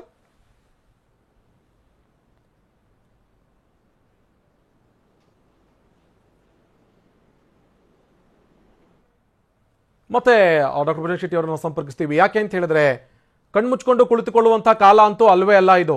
ವಾರ್ ಫೂಟ್ ನಲ್ಲಿ ಕೆಲಸ ಮಾಡಬೇಕಾಗಿರುವಂತಹ ಕಾಲ ಇದು. ಬ್ಲ್ಯಾಕ್ ಫಂಗಸ್ ಅನ್ನುವಂಥದ್ದು ಬಂದಿದೆ, ಜನ ಸಾಯ್ತಾ ಇದ್ದಾರೆ. ವೈಟ್ ಫಂಗಸ್ ಬರುವಂತಹ ಭೀತಿ ಇದೆ, ಅದ್ರ ಬಗ್ಗೆ ಯಾರು ಕೂಡ ಗಮನ ಹರಿಸ್ತಾ ಇಲ್ಲ. ಕೊರೋನಾದಂಥ ಸಂಕಷ್ಟದಿಂದ ಪಾರಾಗಿರುವಂಥ ರೋಗಿಗಳಿಗೆ ಬ್ಲ್ಯಾಕ್ ಫಂಗಸ್ ಬರ್ತಾ ಇದೆ. ಇಲ್ಲಿ ಇನ್ನೊಂದು ವಿಚಾರ ಹೇಳಲೇಬೇಕು. ಯಾಕೆ ಅಂತ ಹೇಳಿದ್ರೆ ತೀರಾ ಗೊತ್ತಿರುವಂಥವ್ರೊಬ್ರು ನೆನೆ ಅವರ ಕಡೆಯವರೊಬ್ರು ಆಸ್ಪತ್ರೆಗೆ ಅಡ್ಮಿಟ್ ಆಗಿದ್ರು, ಬ್ಲ್ಯಾಕ್ ಫಂಗಸ್ ಇದೆ. ಅಲ್ಲಿರುವಂಥ ವೈದ್ಯರು ಹೇಳ್ತಾರಂತೆ, ನೀವು ಏನಾದರೂ ಆಂಫೋಟೆರಿಸಿನ್ ಬಿ ಅನ್ನುವಂಥ ಇಂಜೆಕ್ಷನ್ ತಗೊಂಬಂದು ಕೊಟ್ಟರೆ ನಾವು ಇವ್ರಿಗೆ ಚಿಕಿತ್ಸೆ ಕೊಡ್ತೀವಿ ಅಂಥೇಳಿ. ಅದ್ರ ಮೇಲೆ ಹೇಳ್ತಾರೆ ಇದು ಕರ್ನಾಟಕದಲ್ಲಿ ಸಿಗ್ತಾ ಇಲ್ಲ, ಮಹಾರಾಷ್ಟ್ರದಲ್ಲಿ ಎಲ್ಲಾದರೂ ಚೆಕ್ ಮಾಡಿ ಅಂಥೇಳಿ. ಈ ವೈದ್ಯರು ಹೇಳಿದ ಒಂದಷ್ಟು ಗಂಟೆಗೇನೆ ಅವ್ರ ಮನೆಯವರಿಗೆ ರೋಗಿ ಕಾಲ್ ಮಾಡ್ತಾರೆ, ಕಣ್ಣು ಬ್ಲರ್ ಆಗ್ತಾ ಇದೆ, ಕಣ್ಣು ಕಾಣಿಸೋದಕ್ಕೆ ಕಣ್ಣಿನ ದೃಷ್ಟಿ ಕಡಿಮೆ ಆಗ್ತಾ ಇದೆ, ಏನಾದರೂ ಮೆಡಿಸನ್ನ ವ್ಯವಸ್ಥೆ ಆಗುತ್ತಾ ಅಂಥೇಳಿ. ಇಂಥದ್ದೊಂದು ಹೀನಾಯ ಸ್ಥಿತಿಗೆ ಕರ್ನಾಟಕ ಬಂದು ತಲುಪಿದೆ, ಇಂಥದ್ದೊಂದು ಸಂದಿಗ್ಧ ಸ್ಥಿತಿಗೆ ಬಂದು ಕರ್ನಾಟಕ ತಲುಪಿದೆ. ಈಗಲಾದರೂ ಎಚ್ಚೆತ್ತುಕೊಳ್ಬೇಕು, ಬೇಕಾಗುವಂಥ ಔಷಧಿಯನ್ನ ತರಿಸುವಂಥ ನಿಟ್ಟಿನಲ್ಲಿ ಸರ್ಕಾರ ಕೆಲಸ ಮಾಡಬೇಕು. ಪ್ರತಿ ಸಾರಿಯೂ ಕೇಂದ್ರ ಸರ್ಕಾರದ ಕಡೆಗೆ ಮುಖ ಮಾಡ್ಕೊಂಡು ಕೂತ್ಕೊಳ್ತಾರೆ ಇಲ್ಲಿನ ಸಚಿವರುಗಳು ಹಾಗೇನೆ ಮುಖ್ಯಮಂತ್ರಿಗಳು. ಯಾಕಿದನ್ನು ತರಿಸ್ಕೊಳ್ಳೋದಕ್ಕೆ ಸಾಧ್ಯ ಆಗ್ತಾ ಇಲ್ಲ? ಯಾಕಿದನ್ನ ತರಿಸ್ಕೊಳ್ಳೋದಕ್ಕೆ ಇಷ್ಟು ಮೀನಾಮೇಷ ಎಣಿಸ್ತಾ ಇದ್ದಾರೆ ಗೊತ್ತಿಲ್ಲ. ಯಾಕೆ ಇದನ್ನ ತ್ವರಿತಗತಿಯಲ್ಲಿ ತರಿಸ್ಕೊಳ್ತಾ ಇಲ್ಲ? ಡಾಕ್ಟರ್ ಸುಶೀಲ್ ದತ್ ಅವರೇ, ಈ ಚಿಕಿತ್ಸೆ ಬಿಟ್ರೆ ಬ್ಲ್ಯಾಕ್ ಫಂಗಸ್ಗೆ ಆಂಫೋಟೆರಿಸಿನ್ ಬಿ ಅನ್ನುವಂಥ ಇಂಜೆಕ್ಷನ್ ಬಿಟ್ರೆ ಬೇರೆ ಯಾವುದಾದ್ರೂ ಚಿಕಿತ್ಸಾ ವಿಧಾನ ಇದೆಯಾ ರೋಗಿಯನ್ನ ಬಚಾವ್ ಮಾಡೋದಕ್ಕೆ? ಬಹುತೇಕ ವೈದ್ಯರು ಹೇಳ್ತಾ ಇದ್ದಾರೆ ಸಾಧ್ಯನೇ ಇಲ್ಲ ಅಂತ ಹೇಳಿ.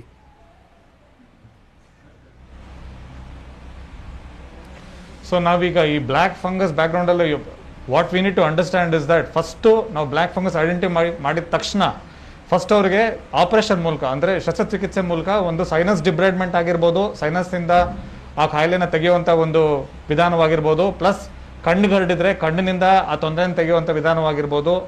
ಹಲವಾರು ಸಲ ನಮಗೆ ಆರ್ಬಿಟಲ್ ಎಕ್ಸೆಂಟ್ರೇಷನ್ ಅಂದ್ರೆ ಆ ರೋಗಿಯ ಅಫೆಕ್ಟ್ ಆಗಿರುವಂತ ಕಣ್ಣನ್ನು ಕೂಡ ತೆಗಿಬೇಕಾಗಿರುವಂತ ಪರಿಸ್ಥಿತಿ ಬಂದಿದೆ. ಯಾಕೆ ತೆಗಿತಾ ಇದೀವಿ ಅಂತಂದ್ರೆ ಈ ಸೈನಸ್ಸು ಮತ್ತೆ ಕಣ್ಣಿನಿಂದ ನಾವು ಡಿಸೀಸ್ ಕ್ಲಿಯರ್ ಮಾಡೋದಲ್ಲಿ ಬಹುಶಃ ಅದು ಮೆದುಳಿಗೆ ಹರಡಿ ಅದು ಅವನಿಗೆ ಸಾವಿನಲ್ಲಿ ಎಂಡ್ ಆಗೋದಿಲ್ವೇನೋ ಅನ್ನೋ ಒಂದು ಹೋಪಿನಲ್ಲಿ first option of treatment is sinus debridement ಅಂದ್ರೆ ಆಪರೇಷನ್.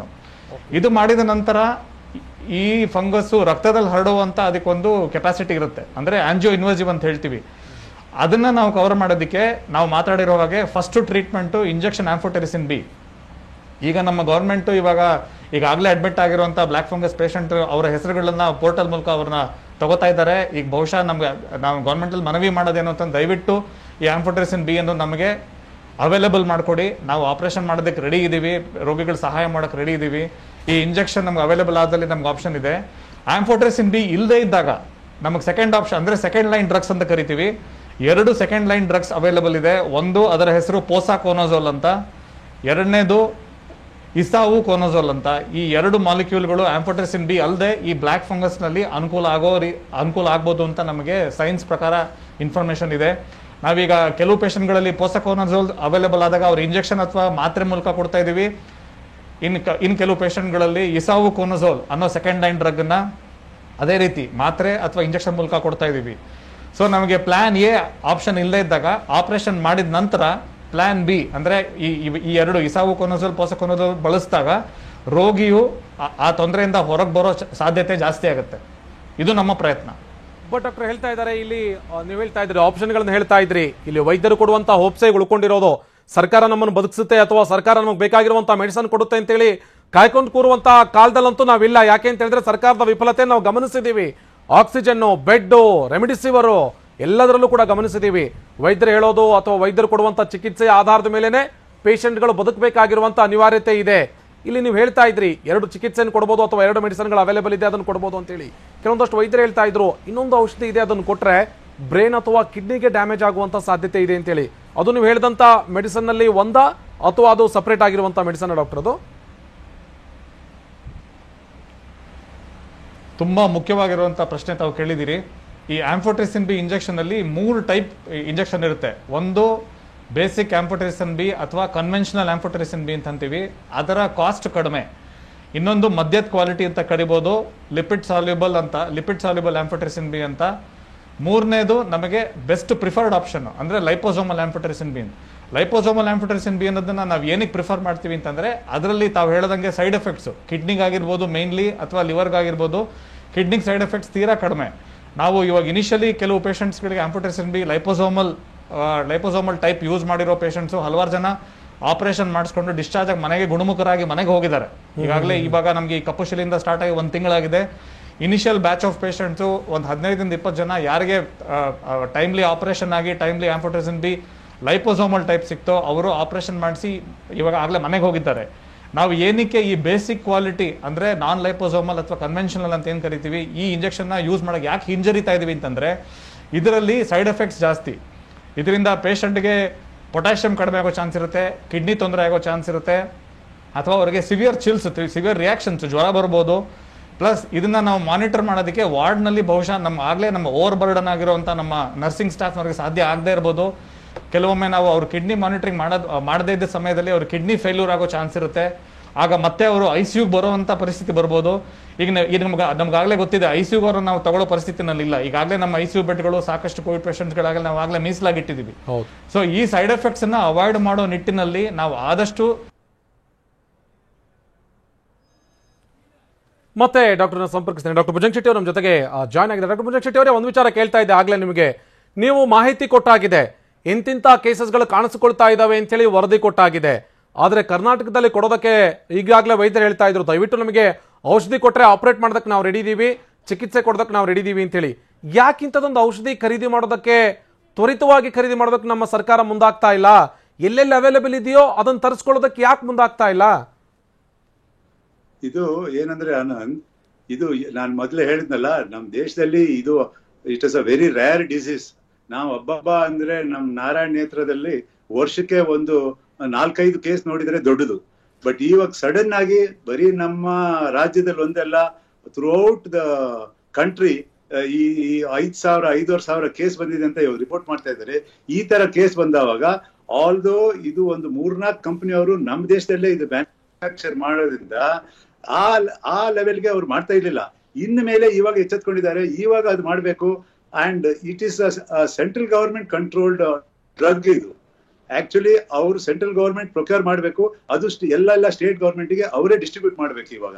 ಸೊ ನಮ್ಮ ಸರ್ಕಾರ ಏನ್ ಮಾಡಿದೆ ಅಂದ್ರೆ ಆವಾಗ್ಲೇ ಒಂದು 20,000 ಇಂಜೆಕ್ಷನ್ಗೆ ಲೈಪೋಸೋಮಲ್ ಆಂಫೋಟೆರಿಸಿನ್ ಬಿ ನ ಆವಾಗ್ಲೇ ಆರ್ಡರ್ ಮಾಡಿದ್ದಾರೆ.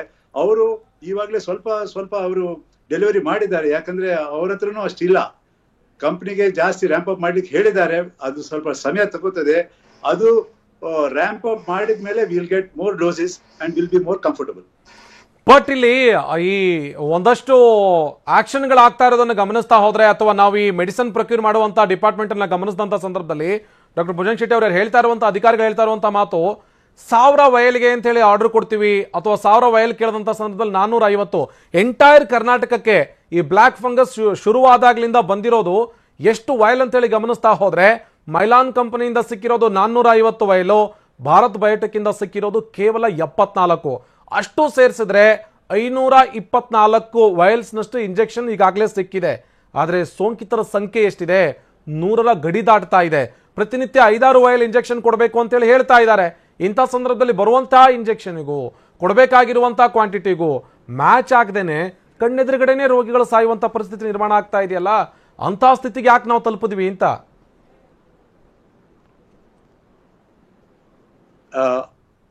Anand, it is very unfortunate. ಯಾಕಂದ್ರೆ ಇದು ಸಡನ್ ಆಗಿ ಬಂತು. ಈ ಬ್ಲಾಕ್ ಫಂಗಸ್ ಎಲ್ಲಿಂದ ಬಂತು ಅಂತ ಯಾರಿಗೂ ಗೊತ್ತಿಲ್ಲ. ನೀವು ನೋಡಿ, ಫಸ್ಟ್ ವೇವ್ ನಲ್ಲಿ ಅಂತ ನಂಬರ್ಸ್ ಬಂದು ಇಲ್ಲ, ಈ ತರ ಗಲಾಟೆನೂ ಆಗಿರ್ಲಿಲ್ಲ. ಸೆಕೆಂಡ್ ವೇವ್ ನಲ್ಲಿ ಪರ್ಟಿಕ್ಯುಲರ್ ಬರ್ತಾ ಇದೆ. ಯಾರಿಗೂ ಯಾಕೆ ಸೆಕೆಂಡ್ ವೇವ್ ನಲ್ಲಿ ಮಾತ್ರ ಬರ್ತಾ ಇದೆ, ಫಸ್ಟ್ ವೇವ್ ನಲ್ಲಿ ಯಾಕೆ ಬಂದಿಲ್ಲ? ಅಥವಾ ಬೇರೆ ದೇಶದಲ್ಲಿ ಕೂಡ ಇವಾಗ ಸೆಕೆಂಡ್ ವೇವ್ ಆಗಿದೆ, ಥರ್ಡ್ ವೇವ್ ಆಗಿದೆ, ಅಲ್ಲಿ ಕೂಡ ಇಷ್ಟು ನಂಬರ್ ನಲ್ಲಿ ಬಂದಿದೆ. ಅಲ್ಲೊಂದು ಇಲ್ಲೊಂದು ಕೇಸ್ ಬಂದಿದೆ, ಬಟ್ ಈ ತರ ಕೇಸು ಇಷ್ಟು ಹ್ಯೂಜ್ ನಂಬರ್ಸ್ ಅಲ್ಲಿ ಬಂದಿಲ್ಲ. And definitely we are not prepared for it. So ಇವಾಗ ಬಂದ ತಕ್ಷಣ ಅಫ್ಕೋರ್ಸ್ ನೀವು ಆರ್ಡರ್ ಮಾಡಿದ್ರೆ ನಾಳೆ ಬೆಳಿಗ್ಗೆನೆ ಅದು ಸಿಗುವಂತ ಒಂದು ಔಷಧಿ ಅಲ್ಲ. It is going to take time. That's why everybody is struggling. But ಸರ್ಕಾರ ನನ್ಗೆ ತಿಳಿದ ಮಟ್ಟಿಗೆ ಯಾವಾಗಲೇ 20,000 ಇಂಜೆಕ್ಷನ್ ಆರ್ಡರ್ ಮಾಡಿದೆ. ಬಟ್ ಅದು ಸೆಂಟ್ರಲ್ ಗವರ್ಮೆಂಟ್ಗೆ ಅವ್ರಿಗೆ ಎಷ್ಟು ವಯಲ್ ಸಿಗುತ್ತೋ ಅದು ಎಲ್ಲ ರಾಜ್ಯಕ್ಕೂ ಡಿಸ್ಟ್ರಿಬ್ಯೂಟ್ ಮಾಡ್ಬೇಕಲ್ಲ, ಅದಕ್ಕೆ ಅವ್ರಿಗೆ ಎಷ್ಟಾಗುತ್ತೆ ಅಷ್ಟು ಕೊಡ್ತಾ ಇದ್ದಾರೆ. ನಾವು ಅದರಲ್ಲಿ ಇವಾಗ ಮ್ಯಾನೇಜ್ ಮಾಡ್ತಾ ಇದ್ದೀವಿ. ಓಕೆ ಮತ್ತೆ ನಿಮ್ಮನ್ನ ಸಂಪರ್ಕಿಸ್ತೀನಿ ಡಾಕ್ಟರ್. ನಮ್ಮ ಜೊತೆಗೆ ಡಾಕ್ಟರ್ ಅಶ್ವಥ್ ನಾರಾಯಣ್ ಏನೋ ಕೆಲವೊತ್ತಲ್ಲಿ ಜಾಯ್ನ್ ಆಗ್ತಾರೆ. ಇದೆಲ್ಲ ವಿಚಾರವನ್ನು ಅವ್ರ ಹತ್ರನೇ ಕೇಳ್ಬೇಕು. ಯಾಕೆ ಅಂತ ಹೇಳಿದ್ರೆ ಔಷಧಿ ಖರೀದಿಗೆ ಅಂತೇಳಿ ಉಸ್ತುವಾರಿ ವಹಿಸಿಕೊಂಡಿರುವಂತಹ ಸಚಿವರವರು ಏನ್ ಮಾಡ್ತಾ ಇದ್ದಾರೆ, ಯಾವಾಗ ಬರ್ಬೋದು, ಸಾಯೋರನ್ನ ಅಥವಾ ಸಾಯ್ತಾ ಇರೋರನ್ನ ಬದುಕಿಸೋದಕ್ಕೆ ಯಾವಾಗ ಇಂಜೆಕ್ಷನ್ ತರಿಸ್ಕೊಡ್ತಾರೆ, ಅವ್ರ ಹತ್ರನೇ ಕೇಳೋಣ ಚಿಕ್ಕ ಬ್ರೇಕ್ ಆದ್ಮೇಲೆ. ವಿಶೇಷ ಕಾರ್ಯಕ್ರಮಕ್ಕೆ ಮತ್ತೆ ಸ್ವಾಗತ. ಡಾಕ್ಟರ್ ಸುಶೀಲ್ ದತ್ ಅವರು ನಮ್ಮ ಜೊತೆಗೆ ಜಾಯ್ನ್ ಆಗಿದ್ರು, ಸಾಕಷ್ಟು ವಿಚಾರವನ್ನು ಹೇಳ್ತಾ ಇದ್ರು. ಡಾಕ್ಟರ್ ಸುಶೀಲ್ ದತ್ ಅವರೇ, ಬಹುತೇಕ ಜನ ಕೇಳ್ತಾ ಇರೋದಿಲ್ಲಿ, ಯಾವ್ದಾದ್ರು ಒಬ್ಬ ಕೊರೋನಾ ಸೋಂಕಿತ ವ್ಯಕ್ತಿ ರಿಕವರಿ ಆಗಿ ವಾಪಸ್ ಮನೆಗೆ ಹೋಗಿ ತದನಂತರದಲ್ಲಿ ಆತನಿಗೆ ಬ್ಲಾಕ್ ಫಂಗಸ್ ಡೆವಲಪ್ ಆಗಿ ವಾಪಸ್ ಆಸ್ಪತ್ರೆಗೆ ಬರ್ತಾರಲ್ಲ, ಆ ಹಂತದಲ್ಲಿ ಏನಾದರೂ ಒಬ್ಬರಿಂದ ಒಬ್ರಿಗೆ ಹರಡುವಂತ ಸಾಧ್ಯತೆ ಇರುತ್ತಾ? ಇದು ಫಂಗಸ್ ಒಬ್ಬರಿಂದ ಒಬ್ಬರಿಗೆ ಬೇರೆಯವ್ರಿಗೆ ಹರಡುವಂತ ಸಾಧ್ಯತೆ ಇದೆಯಾ? ಅವರ ಕಾಂಟ್ಯಾಕ್ಟ್ಗೆ ಬಂದಂಥವ್ರು ಅಥವಾ ಅವ್ರ ಜೊತೆಗೆ ತೀರಾ ಹತ್ತಿರದಲ್ಲಿ ಓಡಾಡಿರುವಂಥವ್ರು, ಆ ರೀತಿಯಾದಂಥ ಸಾಧ್ಯತೆ ಏನಾದರೂ ಇದೆಯಾ?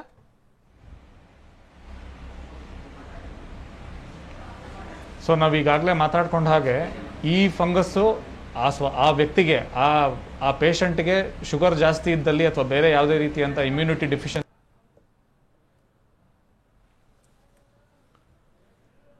ಸಂಪರ್ಕ ಸಾಧ್ಯ ಆಗ್ತಾ ಇಲ್ಲ. ಮತ್ತೆ ಅವ್ರನ್ನ ಮಾತಾಡ್ತಾರೆ. ಡಾಕ್ಟರ್ ಭುಜನ್ ಶೆಟ್ಟಿ ಅವರು ಕೂಡ ನಮ್ಮ ಜೊತೆಗೆ ಜಾಯ್ನ್ ಆಗಿದ್ದಾರೆ. ಡಾಕ್ಟರ್ ಭುಜನ್ ಶೆಟ್ಟಿ ಅವರೇ, ಈ ಫಂಗಸ್ ಒಬ್ಬರಿಂದ ಒಬ್ಬರಿಗೆ ಹರಡುವಂತ ಸಾಧ್ಯತೆ ಜಾಸ್ತಿ ಇರುತ್ತಾ ಅಥವಾ ಒಬ್ಬರಿಂದ ಒಬ್ಬರಿಗೆ ಹರಡುತ್ತಾ ಇದು ಸಾಮಾನ್ಯವಾಗಿ? ಮೋಸ್ಟ್ಲಿ ಅವರನ್ನು ಕೂಡ ಸಂಪರ್ಕಿಸ್ತೀವಿ. ಇಲ್ಲಿ ಗಮನಿಸಬೇಕಾಗಿರುವಂತಹ ಅಂಶ, ಒಬ್ಬರಿಂದ ಒಬ್ಬರಿಗೆ ಹರಡುತ್ತೆ ಅನ್ನುವಂಥ ವಿಚಾರ ಇದೆಯಲ್ಲ, ಇದು ತೀರಾ ಆತಂಕ ಹುಟ್ಟಿಸುವಂತ ಬಹುತೇಕ ಜನ ಕೇಳ್ತಾ ಇರೋದು. ಡಾಕ್ಟರ್ ಬಳಿನಲ್ಲೇ ಕೇಳಿ ಉತ್ತರ ಪಡೆಯೋಣ ಇದಕ್ಕೆ. ಅದಕ್ಕಿಂತ ಬಹುಮುಖ್ಯವಾಗಿ ಚಿಕಿತ್ಸೆಯನ್ನ ಕೊಡಬೇಕಾಗಿದ್ದಂಥ ವೈದ್ಯರು ಕೂಡ ಇಲ್ಲಿ ಕೇಳ್ಕೊಳ್ಳುವಂತ ಅನಿವಾರ್ಯತೆ ಎದುರಾಗಿದೆ. ಇಬ್ರು ಕೇಳ್ತಾ ಇದ್ದಾರೆ ವೈದ್ಯರು, ಇಲ್ಲ ನಮಗೊಂದು ಔಷಧಿ ಕೊಡಿ, ನಾವು ಚಿಕಿತ್ಸೆ ಕೊಡೋದಕ್ಕೆ ರೆಡಿ ಇದ್ದೀವಿ ಅಂತ ಹೇಳಿ. ಇದನ್ನೆಲ್ಲ ನೋಡಿದ್ರೆ ಚಿಕಿತ್ಸೆ ಕೊಡಬೇಕು ಅಂತ ಹೇಳಿದ್ರೆ ಇಂಜೆಕ್ಷನ್ ಬೇಕೇ ಬೇಕು, ಔಷಧಿ ಇಲ್ಲ ಅಂತ ಹೇಳಿದ್ರೆ ಎಲ್ಲಿಂದ ಚಿಕಿತ್ಸೆ ಕೊಡೋದಕ್ಕಾಗತ್ತೆ? ನೀವು ಅಲ್ಲಿ ಒಂದು ಜಾಗದಿಂದ ಇನ್ನೊಂದು ಜಾಗಕ್ಕೆ ಸ್ಪ್ರೆಡ್ ಆಗಬಾರ್ದು ಅಂತ ಹೇಳಿದ್ರೆ ಇಮ್ಮಿಡಿಯೇಟ್ ಆಗಿ ಚಿಕಿತ್ಸೆ ಕೊಡಬೇಕು ಅಂತೇಳಿ ಹೇಳ್ತಾ ಇದ್ದಾರೆ. ಯಾಕಿಂಥದ್ದೊಂದು ಸಮಸ್ಯೆ? ಬೇಕಾಗಿರುವಂಥ ಇಂಜೆಕ್ಷನ್ ಅನ್ನ ತರೋದಕ್ಕೆ ಹಿಂದೆ ಮುಂದೆ ಯಾಕೆ ನೋಡ್ತಾ ಇದ್ದಾರೆ? ಅಥವಾ ಇಲ್ಲಿ ನಾವು ಎಚ್ಚೆತ್ಕೊಂಡಿದ್ದೇ ಲೇಟಾ? ಇದು ವೆರಿ ವೆರಿ ಇಂಪಾರ್ಟೆಂಟ್ ಆಗಿರುವಂಥ ವಿಚಾರ. ಎಚ್ಚೆತ್ಕೊಳ್ಳೋದು ಲೇಟ್ ಆದರೂ ಪರವಾಗಿಲ್ಲ, ತೀರಾ ಅರ್ಜೆಂಟ್ ಆಗಿ ಕೆಲಸ ಮಾಡಬೇಕಿತ್ತು. ಡಾಕ್ಟರ್ ಸುಶೀಲ್ ದತ್ ಅವರೇ, ಇಲ್ಲಿ ಒಬ್ಬರಿಂದ ಒಬ್ಬರಿಗೆ ಹರಡುತ್ತಾ ಅನ್ನುವಂಥ ಪ್ರಶ್ನೆಗೆ ನೀವು ಉತ್ತರ ಕೊಡ್ತಾ ಇದ್ರಿ, ಸಾಕಷ್ಟು ಮಾಹಿತಿಯನ್ನು ಹಂಚ್ಕೊಳ್ತಾ ಇದ್ರಿ, ಮುಂದುವರಿಸಿ. ಹೌದು. ಸೊ ತಾವು ಕೇಳಿದ ಹಾಗೆ ಈ ಪ್ರಶ್ನೆ ಹಲವಾರು ಪೇಷಂಟ್ಸ್ ಮನಸ್ಸಿನಲ್ಲಿರುತ್ತೆ. ಇದು ಒಬ್ಬರಿಂದ ಇನ್ನೊಬ್ಬರಿಗೆ ಹರಡೋ ಸೂಚನೆ ನಮಗೆ ಕಾಣಿಸ್ತಾ ಇಲ್ಲ. ಆ ಪರ್ಟಿಕ್ಯುಲರ್ ಪೇಷಂಟ್ಗೆ ಅವ್ರಿಗೆ ಶುಗರ್ ಜಾಸ್ತಿ ಇದ್ದಲ್ಲಿ ಅಥವಾ ಯಾವುದೇ ರೀತಿ ಇಮ್ಯೂನ್ ಡಿಫಿಷಿಯನ್ಸಿ ಇದ್ದಲ್ಲಿ ಅವ್ರಿಗೆ ಮಾತ್ರ ಬರುತ್ತೆ ಹೊರತು ಕೋವಿಡ್ ಆಗಿಲ್ಲದೆ ಇರೋರು, ಶುಗರ್ ಇಲ್ಲದೆ ಇರೋರು ಅಥವಾ ಈ ಥರ ಬೇರೆ ಪೇಷಂಟ್ಗಳಲ್ಲಿ ಅವರು ಆ ಕೋವಿಡ್ ಬ್ಲ್ಯಾಕ್ ಫಂಗಸ್ ಪೇಷಂಟ್ರನ್ನ ಟ್ರೀಟ್ಮೆಂಟಲ್ಲಿ ಅವರು ಇನ್ವಾಲ್ವ್ ಆಗಿದ್ರು ಕೂಡ ಅವ್ರಿಗೆ ಈ ಸಿಂಪ್ಟಮ್ಸ್ ಕಂಡು ಬಂದಿಲ್ಲ. Okay okay okay okay okay ಅಂದ್ರೆ ಇದು ಒಬ್ಬರಿಂದ ಒಬ್ಬರಿಗೆ ಹರಡೋದಿಲ್ಲ, ಅಥವಾ ತೀರಾ ಇಮ್ಯುನಿಟಿ ಚೆನ್ನಾಗಿರುವಂಥವ್ರು ಅಥವಾ ರೋಗ ನಿರೋಧಕ ಶಕ್ತಿ ಚೆನ್ನಾಗಿರುವಂಥವ್ರಿಗೆ, ಕೊರೋನಾ ಬಂದಿರದೇ ಇರುವಂಥವ್ರಿಗೆ ಇದು ಹರಡುವಂಥ ಸಾಧ್ಯತೆ ತೀರಾ ಕಮ್ಮಿ. ನಿಜ. ಸೊ ಇನ್ನೊಂದು ಅತಿ ಮುಖ್ಯವಾದ ವಿಷಯ ನಾನು ಏನು ಹೇಳಕ್ಕೆ ಇಷ್ಟಪಡ್ತೀನಿ ಅಂತಂದ್ರೆ, ಈಗ ಒಬ್ಬ ವ್ಯಕ್ತಿಯ ಟ್ರೀಟ್ಮೆಂಟ್ಗೆ ಎಷ್ಟು ಆಂಫೋಟೆರಿಸಿನ್ ಬಿ ಇಂಜೆಕ್ಷನ್ ಬೇಕಾಗುತ್ತೆ? ಯಾಕೆಂದ್ರೆ ಪ್ರತಿನಿತ್ಯ ಪೇಷಂಟ್ ಕೇಳೋದು ಅಂತಂದ್ರೆ ಆಪರೇಷನ್ ಆದಮೇಲೆ ಎಷ್ಟು ತರಬೇಕು ಇಂಜೆಕ್ಷನ್, ಎಷ್ಟು ತರಬೇಕು? ಏನಾಗ್ತಿದೆ, ಒಬ್ಬ ಅಡಲ್ಟ್ ಪೇಷಂಟು ಆಪರೇಷನ್ ಆದ ನಂತರ, ಅಂದ್ರೆ ಈ ಬ್ಲ್ಯಾಕ್ ಫಂಗಸ್ಗೆ ಆಪರೇಷನ್ ಆದ ನಂತರ ಅವರಿಗೆ ಅಂದಾಜು ಪ್ರತಿದಿನದ ಡೋಸ್ ಎಷ್ಟು ಬೇಕಾಗುತ್ತೆ ಅಂದ್ರೆ ಒಂದು 5 milligram per kg per day ಅಂತ ಹೇಳ್ತೀವಿ. ಅಂದ್ರೆ ಅಂದಾಜು 300 ಮಿಲಿಗ್ರಾಮ್ ಅಷ್ಟು ಪ್ರತಿದಿನ ನಮಗೆ ಈ ಆಂಫೋಟೆರಿಸಿನ್ ಬಿ ಇಂಜೆಕ್ಷನ್ ಅಗತ್ಯ ಬರುತ್ತೆ. ಈಗ ನಮ್ಮ ಲಿಟ್ರೇಚರ್ ಪ್ರಕಾರ ಏನು ಅಂತಂದ್ರೆ ಅಂದಾಜು ಟ್ರೀಟ್ಮೆಂಟ್ 3.5 to 4 ಗ್ರಾಮ್ಸ್ ಅಷ್ಟು ಟೋಟಲ್ ಔಷಧಿ ಹೋಗ್ಬೇಕು. 3.5 ಗ್ರಾಮ್ ಅಷ್ಟು ಟೋಟಲ್ ಔಷಧಿ ಹೋಗ್ಬೇಕಾದ್ರೆ ಪ್ರತಿದಿನ 300 ಮಿಲಿಗ್ರಾಮ್ ಕೊಡ್ತೀವಿ ಅಂತಂದ್ರೆ ಅಂದಾಜು 12 ದಿನದಷ್ಟು ಟ್ರೀಟ್ಮೆಂಟ್ ನಡಿಬೇಕಾಗುತ್ತೆ. ಓಕೆ. ಈಗ ನಮಗೆ ಸಿಗ್ತಿರುವಂತ ವಯಲ್ಗಳು, ಪ್ರತಿಯೊಂದು ವಯಲ್ಲು ಲೈಫೋಸೋಮಲ್ ಆಂಫೋಟೆರಿಸಿನ್ ಬಿ 50 ಮಿಲಿಗ್ರಾಮ್ಸ್ ವಯಲ್ಸ್ ಆಗಿರೋ ಕಾರಣ ಒಬ್ಬ ವ್ಯಕ್ತಿಗೆ ಪ್ರತಿದಿನಕ್ಕೆ 6 ಲೈಪೋಸೋಮಲ್ ಲ್ಯಾಫೋಟೆರಿಸಿನ್ ಬಿ ಆಂಪ್ಯೂಲ್ಸಿನ ಅಗತ್ಯ ಬರುತ್ತೆ. ನಾವು ಅಂದಾಜು 12 ದಿನ ಟ್ರೀಟ್ಮೆಂಟ್ ಅಂತ ಅನ್ಕೊಂಡ್ರೆ ಅಂದಾಜು 12 × 6 72 ವಯಲ್ಸ್ ಆಂಫೋಟೆರಿಸಿನ್ ಬಿ ಅಗತ್ಯ ಬರುತ್ತೆ. ಈ ಪ್ರಶ್ನೆ ಹಲವಾರು ಜನ ಪೇಷಂಟ್ಗಳು ನಮ್ಮನ್ನ ಪ್ರತಿನಿತ್ಯ ಕೇಳ್ತಾ ಇದ್ದಾರೆ. ಅಲ್ಲ ಸುಶೀಲ್ ದತ್ ಅವರೇ, ಇಲ್ಲಿ ಡಾಕ್ಟ್ರೇ ಒಂದು ವಿಚಾರ ಗಮನಿಸಬೇಕು. ನೀವು ಹೇಳ್ತಾ ಇದ್ರಿ 72 ವಯಲ್ ಒಬ್ಬ ಮನುಷ್ಯನಿಗೆ ಬೇಕಾಗತ್ತೆ ಅಥವಾ ಒಬ್ಬ ವ್ಯಕ್ತಿಗೆ ಬೇಕಾಗತ್ತೆ ಅಂತೇಳಿ. ಕರ್ನಾಟಕದಲ್ಲಿ ಬಂದಿರೋದೇ 450, ಇರುವಂಥ ಪೇಷಂಟ್ಗಳ ಸಂಖ್ಯೆ 100ಕ್ಕೂ ಜಾಸ್ತಿ ಇದೆ. ಒಬ್ಬೊಬ್ಬರಿಗೆ 4-5 ಕೊಟ್ಟರೆ ಒಂದು ದಿನಕ್ಕಿನ್ನೇ ಸಾಕಾಗೋಗ್ಬಿಡುತ್ತೆ ನೀವು ಹೇಳೋ ಲೆಕ್ಕಾಚಾರದ ಪ್ರಕಾರ. ಮತ್ತೆ ನಿಮ್ಮನ್ನ ಸಂಪರ್ಕಿಸ್ತೇನೆ ಡಾಕ್ಟ್ರೆ. ನಮ್ಮ ಜೊತೆಗೆ ಡಾಕ್ಟರ್ ಅಶ್ವಥ್ ನಾರಾಯಣ ಅವರು ಜಾಯ್ನ್ ಆಗಿದ್ದಾರೆ, ಮಾಜಿ ಉಪಮುಖ್ಯಮಂತ್ರಿಗಳು, ಹಾಗೇನೆ ಅದರ ಜೊತೆಗೆ ಈ ಔಷಧಿ ಖರೀದಿಯ ಉಸ್ತುವಾರಿ ಹೊತ್ತಿದಾರಲ್ಲ, ಉಸ್ತುವಾರಿ ಸಚಿವರು ಕೂಡ ಹೌದು. ಡಾಕ್ಟರ್ ಅಶ್ವಥ್ ನಾರಾಯಣ ಅವರೇ, ನಮ್ಮ ಕರ್ನಾಟಕದ ಬಳಿನಲ್ಲಿ ಸದ್ಯದ ಮಟ್ಟಿಗೆ ಇರುವಂಥ ಔಷಧಿಯ ಒಟ್ಟು ನಂಬರ್ ಎಷ್ಟು, ಜೊತೆಗೆ ಪೇಷಂಟ್ಗಳ ಸಂಖ್ಯೆ ಎಷ್ಟು? ಸರ್, ಈಗ ಒಟ್ಟು ಆಕ್ಟಿವ್ ಕೇಸಸ್ ಕರ್ನಾಟಕ ರಾಜ್ಯದಲ್ಲಿ ಒಂದು 5.25 ಲಕ್ಷ ಜನ ಅಷ್ಟು ಆಕ್ಟಿವ್ ಕೇಸಸ್ ಇದ್ದಾರೆ ಇಡೀ ಕರ್ನಾಟಕದಲ್ಲಿ. ಒಟ್ಟು ಈಗ ಔಷಧಿ ಮಾತ್ರೆಗಳು ನಮ್ಮಲ್ಲಿ ಈಗ 10 ಲಕ್ಷದಷ್ಟು ಜನಕ್ಕೆ ಔಷಧಿ ಮಾತ್ರೆಗಳನ್ನು ಕೊಂಡ್ಕೊಳ್ಳುವಂಥದ್ದಾಗಿದೆ. ಇನ್ನೂ 30 ಲಕ್ಷ ಜನಕ್ಕೆ ಬೇಕಾದಷ್ಟು ಔಷಧಿ ಮಾತ್ರೆಗಳನ್ನು ಕೊಂಡ್ಕೊಳ್ಳಿಕ್ಕೆ ಈಗಾಗಲೇ ಪರ್ಮಿಷನ್ ಕೊಡುವಂಥದ್ದಾಗಿದೆ. ಒಟ್ಟು ರಾಜ್ಯ ಉದ್ದಾಗಲದಲ್ಲಿ ಎಲ್ಲ ರೀತಿಯಾದಂಥ ಔಷಧಿ ಮಾತ್ರೆಗಳನ್ನು ಒದಗಿಸಲಿಕ್ಕೆ ಎಲ್ಲವನ್ನು ಮಾಡಲಾಗಿದೆ. ಎಲ್ಲ ಸ್ಥಳದಲ್ಲೂ ಮಾಸ್ಕ್, ಗ್ಲೌಸ್, PPE ಕಿಟ್ಸ್ ಏನ್ ಬೇಕಿದ್ರು. ಅಲ್ಲ ಅಶ್ವಥ್ ನಾರಾಯಣ, ಮೋಸ್ಟ್ಲಿ ಕನ್ಫ್ಯೂಸ್ ಆಗಿರ್ಬೋದು, ಮೋಸ್ಟ್ಲಿ ಕನ್ಫ್ಯೂಸ್ ಮಾಡ್ಕೊಂಡ್ರಿ ಅಂತ ಅನ್ಕೊಳ್ತೀವಿ. ಕೊರೋನಾ ರೋಗಿಗಳಿಗೆ ಕೊಡಬೇಕಾಗಿರುವಂತ ಚಿಕಿತ್ಸೆಗೆ ಬೇಕಾಗಿರುವಂತ ಔಷಧಿ ಕೇಳ್ತಾ ಇಲ್ಲ. ನಾವಿಲ್ಲಿ ಕೇಳ್ತಾ ಇರೋದು ಬ್ಲ್ಯಾಕ್ ಫಂಗಸ್ಗೆ ಒಳಗಾಗಿರುವಂತ ರೋಗಿಗಳ ಸಂಖ್ಯೆ, ಅವರಿಗೆ ಕೊಡೋದಕ್ಕೆ ಬೇಕಾಗಿರುವಂತ ಆಂಫೋಟೆರಿಸಿನ್ ಬಿ ಇಂಜೆಕ್ಷನ್ ಎಷ್ಟು ಲಭ್ಯ ಇದೆ ಅಂತ ಕರ್ನಾಟಕದಲ್ಲಿ? ಸರ್, ಮುಖ್ಯವಾಗಿ ಇದು ಹೇಳಬೇಕು ಅಂದರೆ ತುಂಬಾ ಆಲ್ಟರ್ನೇಟಿವ್ಸ್ ಇದೆ ಮೆಡಿಸಿನ್ ಟ್ರೀಟ್ ಮಾಡಲಿಕ್ಕೆ. ಈಗೇನು ಲೈಸೋಸೋಮಲ್ ಇಂಜೆಕ್ಷನ್ ಆಂಫೋಟೆರಿಸಿನ್ ಬಿ ಬೇಡಿಕೆಯನ್ನು ಹೆಚ್ಚು ಜನ ಅದಕ್ಕೆ ಕೇಳ್ತಾ ಇದ್ದಾರೆ. ಆಂಫೋಟೆರಿಸಿನ್ ಪ್ಲೇನ್ ಇರುವಂಥದ್ದು ಇದೆ, ಮತ್ತು ಬೇರೆ ಬೇರೆ ಮಾತ್ರೆಗಳು ಇಂಜೆಕ್ಷನ್ ಸಹ ಇರುವಂಥದ್ದಿದೆ. ಕೆಲವು ಟಾಕ್ಸಿಸಿಟಿ ಜಾಸ್ತಿ ಇದೆ ಅನ್ನೋಂಥ ಕಾರಣದಲ್ಲಿ ಬಳಕೆಯನ್ನು ಮಾಡಲಿಕ್ಕೆ ಒಂದಿಷ್ಟು ಹಿಂಜರಿಕೆ ಇರುವಂಥದ್ದಿದೆ. ಒಟ್ಟು ಭಾಳಷ್ಟು ಆಲ್ಟರ್ನೇಟಿವ್ ಆಗಿ ನಮ್ಮ ಟಾಸ್ಕ್ ಫೋರ್ಸ್ ಏನಿದೆ, ಈ ಟಾಸ್ಕ್ ಫೋರ್ಸ್ ಅವರು ಈ ಸಜೆಷನನ್ನು ಭಾಳಷ್ಟು ಕಂಪ್ನಿಗಳದ್ದು ಆಲ್ಟರ್ನೇಟಿವ್ಸ್ಗಳಿದ್ದಾವೆ, ಅವನ್ನೆಲ್ಲ ಬಳಕೆನ ಮಾಡಿ ಈಗ ನಾನು ಇವತ್ತು ನಮ್ಮ ಡ್ರಗ್ ಲಾಜಿಸ್ಟಿಕ್ ಅವರಿಗೆ ಸೂಚನೆಯನ್ನು ಕೊಟ್ಟು ನಮ್ಮ ಟಾಸ್ಕ್ ಫೋರ್ಸಲ್ಲಿ ಏನು ರೆಕಮೆಂಡೇಶನ್ ಕೊಟ್ಟಿದ್ದಾರೆ ವರದಿ, ಆ ಪ್ರಕಾರದಲ್ಲಿ ಬೇರೆ ಬೇರೆ ಔಷಧಿ ಮಾತ್ರೆಗಳನ್ನು ಕೊಂಡ್ಕೊಳ್ಳುವಂಥದ್ದನ್ನ ಪ್ರಯತ್ನ ಇಮಿಡಿಯೇಟ್ ಆಗಿ ಮಾಡಿ ಅದನ್ನು ಕೊಂಡ್ಕೊಂಡು ಎಲ್ಲ ಕಡೆ ಚಿಕಿತ್ಸೆಯನ್ನು ತಕ್ಷಣ ಪ್ರಾರಂಭ ಮಾಡಲಿಕ್ಕೆ ಅವಕಾಶವನ್ನು ಮಾಡಿಕೊಳ್ಳಿಕ್ಕೆ ತಿಳಿಸ್ತಾ ಇದ್ದೀನಿ. ಬಟ್ ತಜ್ಞ ವೈದ್ಯರು ಹೇಳ್ತಾ ಇರೋ ಪ್ರಕಾರ ಡಾಕ್ಟರ್ ಅಶ್ವಥ್ ನಾರಾಯಣ ಅವರೇ, ಈಗಿರುವಂತಹ ಸ್ಥಿತಿನಲ್ಲಿ ಕನ್ವೆನ್ಷನಲ್ ಮೆಥಡಿನ ಆಂಫೋಟೆರಿಸಿನ್ ಆಗಲಿ ಅಥವಾ ಮಿಡಲ್ ಅಲ್ಲಿರುವಂತಹ ಈ ಮತ್ತೊಂದು ಆಂಫೋಟೆರಿಸಿನ್ ಆಗಲಿ ಕೊಡೋದಕ್ಕೆ ಸಾಧ್ಯ ಇಲ್ಲ. ಲೈಫೋಸೋಮಲ್ ಆಂಫೋಟೆರಿಸಿನ್ ಬಿನೇ ಕೊಡಬೇಕಾಗತ್ತೆ, ಅದರಿಂದ ಸೈಡ್ ಎಫೆಕ್ಟ್ ಕಮ್ಮಿ ಎನ್ನುವಂತ ಮಾತನ್ನ ಹೇಳ್ತಾ ಇದ್ದಾರೆ. ಇದು ಬೇರೆ ಯಾರೋ ಹೇಳ್ತಾ ಇಲ್ಲ. ಈಗಾಗಲೇ ಇಂಥ ಹಲವಾರು ಕೇಸ್ಗಳನ್ನ ಗಮನಿಸಿರುವಂತ, ಚಿಕಿತ್ಸೆ ಕೊಟ್ಟಿರುವಂತ ವೈದ್ಯರು ಹೇಳ್ತಾ ಇರುವಂತ ಮಾತು, ಇದನ್ನ ಹೊರತುಪಡಿಸಿದ್ರೆ ಬೇರೆದು ಯಾವ್ದಾದ್ರು ಔಷಧಿ ಕೊಟ್ರೆ ಅವೈಲಬಿಲಿಟಿ ಇದೆ, ಬಟ್ ಅಂತ ಔಷಧಿ ಕೊಟ್ರೆ ಕಿಡ್ನಿ ಅಥವಾ ಲಿವರ್ ಡ್ಯಾಮೇಜ್ ಆಗುವಂತ ಸಾಧ್ಯತೆ ತೀರಾ ಜಾಸ್ತಿ ಇದೆ ಅಂತೇಳಿ. ಇಂಥ ಸಂದರ್ಭದಲ್ಲಿ ಆಲ್ಟರ್ನೇಟ್ ಆಗಿರುವಂತ ಮೆಡಿಸಿನ್ ಅನ್ನು ಬಳಕೆ ಮಾಡ್ಕೊಳ್ಳೋದಕ್ಕೆ ಹೇಗೆ ಸಾಧ್ಯ ಆಗುತ್ತೆ? ಈಗಲೂ ಸಹ ಬಳಕೆನಲ್ಲಿ ಇರುವಂಥದ್ದಿದೆ ನೋಡಿ. ಟಾಕ್ಸಿಸಿಟಿ ಎಲ್ಲದರಲ್ಲೂ ಇರುತ್ತೆ, ಇದರಲ್ಲಿ ಕಮ್ಮಿ ಇರುವಂಥದ್ದಿದೆ. ಯಾವುದು ನಮ್ಮ ಇಂಜೆಕ್ಷನ್ ಲೈಸೋಸೋಮಲ್ ಇಂಜೆಕ್ಷನ್ ಆಂಫೋಟೆರಿಸಿನಲ್ಲಿ ಕಮ್ಮಿ ಇರುವಂಥದ್ದು ಈಗ ಹೊಸದಾಗಿ ಬಳಕೆ ಮಾಡ್ತಿರುವಂಥದ್ದು. ಇದರಲ್ಲೂ ಎಷ್ಟು ಮಟ್ಟಿಗಿದೆ ಅಂತ ಗೊತ್ತಿರಲ್ಲ, ಈಗ ಬಳಕೆ ಆಗ್ತಿರುವಂಥದ್ದಿದೆ. ಬಟ್ ಎಲ್ಲದರಲ್ಲೂ ಟಾಕ್ಸಿಸಿಟಿ ಇದೆ, ವೇರಿಯೇಷನ್ ಆಗುತ್ತೆ. ಸೊಲ್ಯೂಷನ್ ಇರುವಂಥದ್ದು ನಾನು ಹೇಳಿದ್ದು ಇವಾಗ, ಅದಕ್ಕೆ ಹೇಳಿದ್ದು ನಾನು ಪ್ರಾರಂಭದಲ್ಲೇ ಹೇಳಿದ್ದು, ಹೆಚ್ಚಿನ ಬೇಡಿಕೆ ಇವತ್ತು ಲೈಸೋಸೋಮಲ್ ಇಂಜೆಕ್ಷನ್ ಆಂಫೋಟೆರಿಸಿನ್ಗೆ ಬೇಡಿಕೆ ಇರುವಂಥದ್ದು. ಇವತ್ತು ಒಟ್ಟಾರೆ ನಮ್ಮ ದೇಶದಲ್ಲಿ 1 ಲಕ್ಷ ವೈಲ್ಸನ್ನು ಒಟ್ಟು ಇರುವಂಥದ್ದಿದೆ. ಈ ವೈಲ್ಸು ಎಲ್ಲ ಕಡೆ ಹಂಚಿಕೆ ಆಗಿರುವಂಥದ್ದಿದೆ. ಮತ್ತು ಬೇರೆ ಬೇರೆ ರಾಜ್ಯಗಳು, ಈಗ ಡೆಲ್ಲಿ, ಮಹಾರಾಷ್ಟ್ರ, ಗುಜರಾತ್, ಬೇರೆ ಬೇರೆ ರಾಜ್ಯದಲ್ಲಿ, ಕೇರಳದಲ್ಲಿ ನಮಗಿಂತ ಮುಂಚೆ ಈ ಕೋವಿಡ್-19 ಎರಡನೇ ಅಲೆ ಪ್ರಾರಂಭ ಆಯಿತು. ಹಾಗಾಗಿ ಅಲ್ಲಿ ಭಾಳ ವೇಗದಲ್ಲಿ ಏನು ಇವತ್ತು ಬ್ಲ್ಯಾಕ್ ಫಂಗಸ್ ಕೇಸಸ್ಸು ಬಹಳ ಮುಂಚಿತವಾಗಿ ಕಾಣುವಂಥದ್ದಿದೆ, ಗಮನಿಸುವಂಥದ್ದು. ಈಗ ನಮ್ಮಲ್ಲೂ ಕಳೆದ ಒಂದು ವಾರದಿಂದ ಬ್ಲ್ಯಾಕ್ ಫಂಗಸ್ ವಿಚಾರದಲ್ಲಿ ಹೆಚ್ಚು ಎಲ್ಲರ ಗಮನ ಸೆಳೀತಿರುವಂಥದ್ದು. ಇದು ಬಹಳ ಹೆಚ್ಚಿನ ಸಂಖ್ಯೆಯಲ್ಲಿ ಇವತ್ತು ರಿಪೋರ್ಟ್ ಆಗ್ತಿರುವಂಥದ್ದು. ಇದನ್ನು ನಾವು ನೋಟಿಫೈಡ್ ಡಿಸೀಸ್ ಅಂತಲೂ ಮಾಡಿರುವಂಥದ್ದು. ಎಲ್ಲ ಕಡೆ ಎಲ್ಲೇ ಇದ್ರೂ ಇದನ್ನು ಸರ್ಕಾರಕ್ಕೆ ಗಮನಕ್ಕೆ ತರಬೇಕು ಅಂತಲೇ ಈಗ ನೋಟಿಫೈ ಮಾಡಿರುವಂಥದ್ದಿದೆ. ಬಟ್ ನಿಮ್ಮ ಗಮನಕ್ಕೆ ತಂದಂತ ಸಂದರ್ಭದಲ್ಲಿ ಚಿಕಿತ್ಸೆ ಕೊಡೋದಕ್ಕೆ ಬೇಕಾಗಿರುವಂತಹ ಇಂಜೆಕ್ಷನ್ನೇ ಇಲ್ಲ ಅಂತ ಹೇಳಿದ್ಮೇಲೆ ಜನ ಎಷ್ಟು ಮಟ್ಟಿಗೆ ಪರದಾಡಬೇಕು ಅಂತ, ಎಷ್ಟು ಕೇಸ್ಗಳಿದೆ ಅಂತ ಹೇಳಿದ್ರೆ ವೈದ್ಯರು ರೋಗಿಗಳ ಸಂಬಂಧಿಕರಿಗೆ ಹೇಳ್ತಾ ಇದ್ದಾರೆ, ನೀವೇನಾದ್ರೂ ಈ ಇಂಜೆಕ್ಷನ್ ತಗೊಂಬಂದು ಕೊಟ್ರೆ ಚಿಕಿತ್ಸೆ ಕೊಡ್ತೀವಿ, ಇಲ್ಲ ಅಂತ ಹೇಳಿದ್ರೆ ನಮ್ಮನ್ನು ಕೇಳಬೇಡಿ ಅಂತೇಳಿ. ಇಂಥ ಸ್ಥಿತಿಗೆ ಕರ್ನಾಟಕ ತಲುಪೋವರೆಗೂ ನಾವು ಯಾಕೆ ಈ ಇಂಥದ್ದೊಂದು ಔಷಧಿನ ಖರೀದಿ ಮಾಡೋದಕ್ಕೋ ಅಥವಾ ಕೇಂದ್ರ ಸರ್ಕಾರದ ಜೊತೆಗೆ ನಿರಂತರವಾಗಿ ಸಂಪರ್ಕದಲ್ಲಿ ಇದ್ಕೊಂಡು ಅದನ್ನ ತರಿಸ್ಕೊಳ್ಳುವಂತ ಕೆಲಸ ಆಗ್ಲಿಲ್ಲ ಅಂತ ಯಾಕೆ ಡಿಲೇ ಆಗ್ತಾ ಇದೆ ಪ್ರತಿ ಹಂತದಲ್ಲೂ? ಡಿಲೇ ನೋಡಿ, ಇದು ರೆಡಿಯಾಗಿ ನಮ್ಮ ದೇಶದಲ್ಲಿ ಈಗೇನು ತಯಾರಾಗ್ತಿರೋಂಥ ಔಷಧಿ ಮಾತ್ರೆಗಳು ಇದೆ, ಅದನ್ನು ಬಳಕೆ ಮಾಡಲಿಕ್ಕೆ ಈಗ ಕೆಲವು ಕಡೆ ಈಗ ಜಿಲ್ಲೆಗೆ ಹೋದಾಗ ಇದ್ರ ಬಳಕೆನೂ ಮಾಡ್ತಿರೋಂಥದ್ದಿದೆ. ಒಳ್ಳೆ ರೆಸ್ಪಾನ್ಸ್, ಟ್ರೀಟ್ಮೆಂಟ್ಗೆ ಒಳ್ಳೆ ರೆಸ್ಪಾನ್ಸ್ ಇದೆ. ಇವತ್ತು ಎಲ್ಲ ಬ್ಲ್ಯಾಕ್ ಫಂಗಸ್ಗೂ ಇದೇ ರೀತಿ ಟ್ರೀಟ್ಮೆಂಟ್ ಮಾಡಬೇಕು ಅಂತಿಲ್ಲ, ಯಾವ್ಯಾವ ಔಷಧಿ ಮಾತ್ರೆಯನ್ನು ಬಳಕೆಯನ್ನು ಮಾಡಲಿಕ್ಕೆ ಅವಕಾಶ ಇರುವಂಥದ್ದು. ಪರ್ಟಿಕ್ಯುಲರ್ ಪ್ರಿಫರೆನ್ಸ್ಗಳು ಏನು ಕೊಡ್ತಾ ಇದ್ದಾರೆ, ಈ ಪ್ರಿಫರೆನ್ಸ್ ಕೊಡ್ತಿರೋಂಥದ್ರಲ್ಲಿ ಲೈಸೋಸೋಮಲ್ಲು ನಮ್ಮ ದೇಶದಲ್ಲಿ ತಯಾರಾಗಲ್ಲ, ಇಂಪೋರ್ಟ್ ಆಗ್ತಿರೋಂಥದ್ದು. ಇವತ್ತು ಬೇಡಿಕೆ ಹೆಚ್ಚಾಗಿದ್ದ ತಕ್ಷಣವೇ ತಯಾರಿಕೆಯನ್ನು ತಕ್ಷಣದಲ್ಲಿ ಸಿಗುವಂಥದ್ದು ತಯಾರಿಕೆ ಆಗಲ್ಲ. ಇವತ್ತು ಬೇಡಿಕೆ ಆಧಾರಿತವಾಗಿ ಇನ್ನು 3 ಲಕ್ಷ ಇವತ್ತು ಅಮಾಜನ್ ಮಾಡ್ಕೊಳ್ಳೋವಂಥದ್ದು, ಇಂಪೋರ್ಟ್ ಮಾಡ್ಕೊಳ್ಳಿಕ್ಕೂ ಮೈಲಾನ್ ಕಂಪ್ನಿಯವರೇ ಮುಂದೆ ಬಂದಿರುವಂಥದ್ದು. ಇವತ್ತು 50,000, ನಾಳೆ ನಮಗೆ ವಯಲ್ ಸಿಗುವಂಥದ್ದು 50,000 ಹೊಸದಾಗಿ ವಯಲ್ ಸಿಗುವಂಥದ್ದಿದೆ. ಇನ್ನೂ ಬೇಕಾದಷ್ಟು ದೊಡ್ಡ ಸಂಖ್ಯೆಯಲ್ಲಿ ಅಮಾಜನ್ ಮಾಡ್ಕೊಳ್ಳುವಂಥದ್ದಾಗುತ್ತೆ. ಅದ್ರ ಜೊತೆಯಲ್ಲಿ ನಮ್ಮ ದೇಶದಲ್ಲಿ ಇದನ್ನ ತಯಾರಿಕೆಯನ್ನು ಮಾಡಲಿಕ್ಕೂ ಪ್ರಯತ್ನಗಳು ಆಗುವಂಥದ್ದಿದೆ. ಇದು ಬೇಡಿಕೆಗಳು ನಿಮಗೆ ಗೊತ್ತಿದೆ, ಇದು ಎಷ್ಟು ದಿನದಿಂದ ಇವತ್ತು ಮೊದಲಿಂದನೂ ಇರೋದು. ಈಗ ಸಂಖ್ಯೆಗಳು ಹೆಚ್ಚಾಗ್ತಿರುವಂಥದ್ದಿದೆ.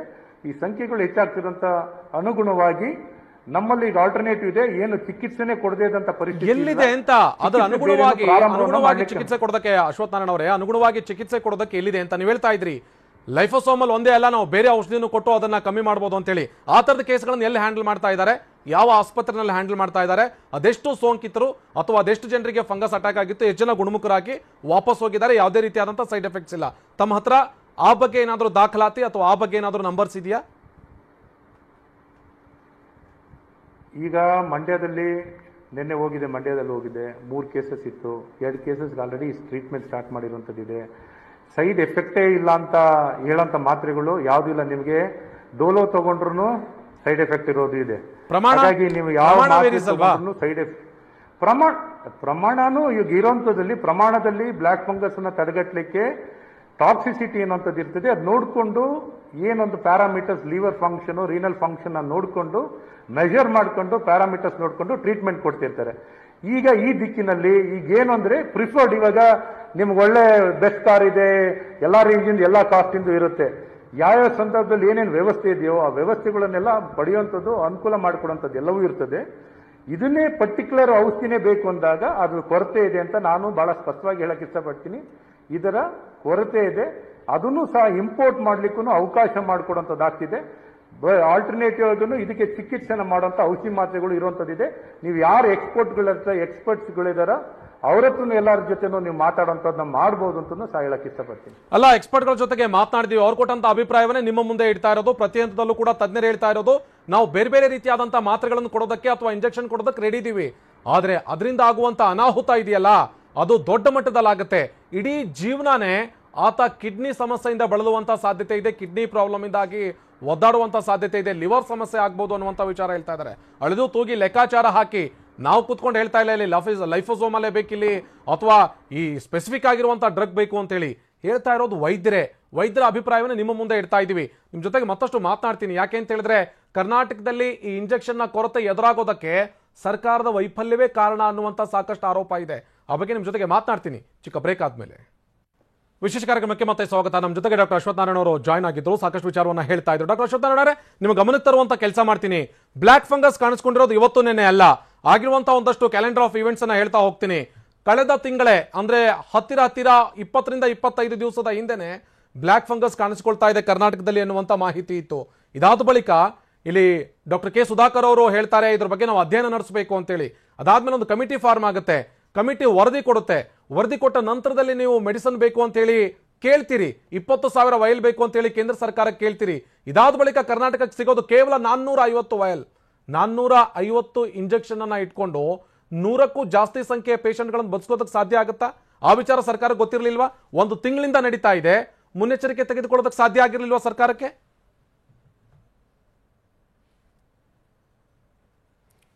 ಮತ್ತೆ ಅವ್ರನ್ನ ಸಂಪರ್ಕಿಸ್ತೇವೆ, ಸಂಪರ್ಕ ಸಾಧ್ಯ ಆಗ್ತಾ ಇಲ್ಲ. ಇಲ್ಲಿ ಹೇಳ್ತಾ ಇದ್ದಾರೆ ಬೇರೆ ಬೇರೆ ಮಾತ್ರೆಗಳಿದಾವೆ, ಬೇರೆ ಬೇರೆ ಔಷಧಿ ಇದೆ, ಅದನ್ನು ಕೊಟ್ಟು ಸರಿಪಡಿಸ್ತೀವಿ.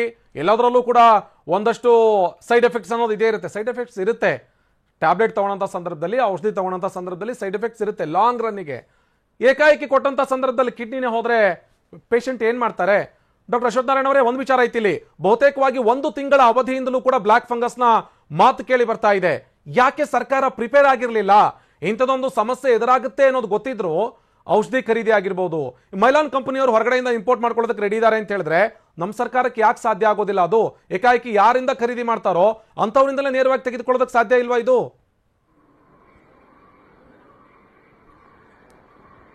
ಮುಖ್ಯವಾಗಿ ಈ ವಿಚಾರದಲ್ಲಿ ಸರ್ಕಾರದಿಂದ, ಕೇಂದ್ರ ಸರ್ಕಾರದಿಂದ ಈ ಸ್ಟಾಕ್ಸ್ ಅಂತ ಅನ್ನೋದನ್ನ ಇಡೀ ವಿಶ್ವದಲ್ಲಿ ಇದನ್ನ ಬೇರೆ ಬೇರೆ ದೇಶದಿಂದ ಕೊಂಡ್ಕೊಳ್ಳುವಂಥದ್ದಿದೆ. ಯಾವನು ರೆಡಿಯಾಗಿ ಇಂಥ ಸಂಖ್ಯೆಗಳಲ್ಲಿ ರಿಪೋರ್ಟಿಂಗ್ ಆಗ್ತಿರೋದು ನಮ್ಮ ರಾಜ್ಯದಲ್ಲಿ ಇತ್ತೀಚೆಗೆ. ಹಾಗಾಗಿ ಇದರ ಬಗ್ಗೆ ಟ್ರೀಟ್ಮೆಂಟ್ ಮೊದಲಿಂದನೂ ಬ್ಲ್ಯಾಕ್ ಫಂಗಸ್ ಅನ್ನೋಂಥದ್ದು ಮೊದಲಿಂದನೂ ಇರುವಂಥ ಕಾಯಿಲೆ. ಆ ಕಾಯಿಲೆಗೆ ಮೊದಲಿಂದನೂ ಔಷಧಿ ಮಾತ್ರೆಗಳು ಕೊಡ್ತಾ ಇರೋಂಥದ್ದಿದೆ. ಇವತ್ತು ನಾವು ಸಮಾಜದಲ್ಲಿ ಜನಕ್ಕೆ ಆತಂಕ ನಿರ್ಮಾಣ ಮಾಡೋದಕ್ಕಿಂತನೂ ಪರಿಹಾರ ಏನಿದೆ ಅಂತ ತಿಳಿಸೋದು ಪ್ರಯತ್ನ ಮಾಡಿ.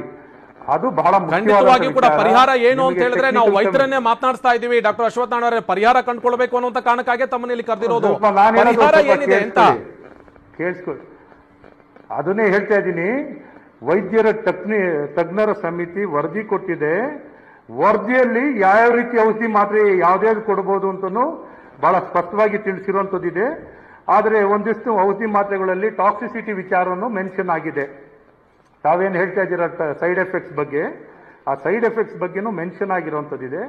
ಆ ಸೈಡ್ ಎಫೆಕ್ಟ್ಸ್ ಜೊತೆಯಲ್ಲೇನೆ ಟ್ರೀಟ್ಮೆಂಟ್ ಕೊಡುವಂಥದ್ದು ಆಗ್ತಿದೆ ಅನ್ನೋಂಥದ್ದಿದೆ.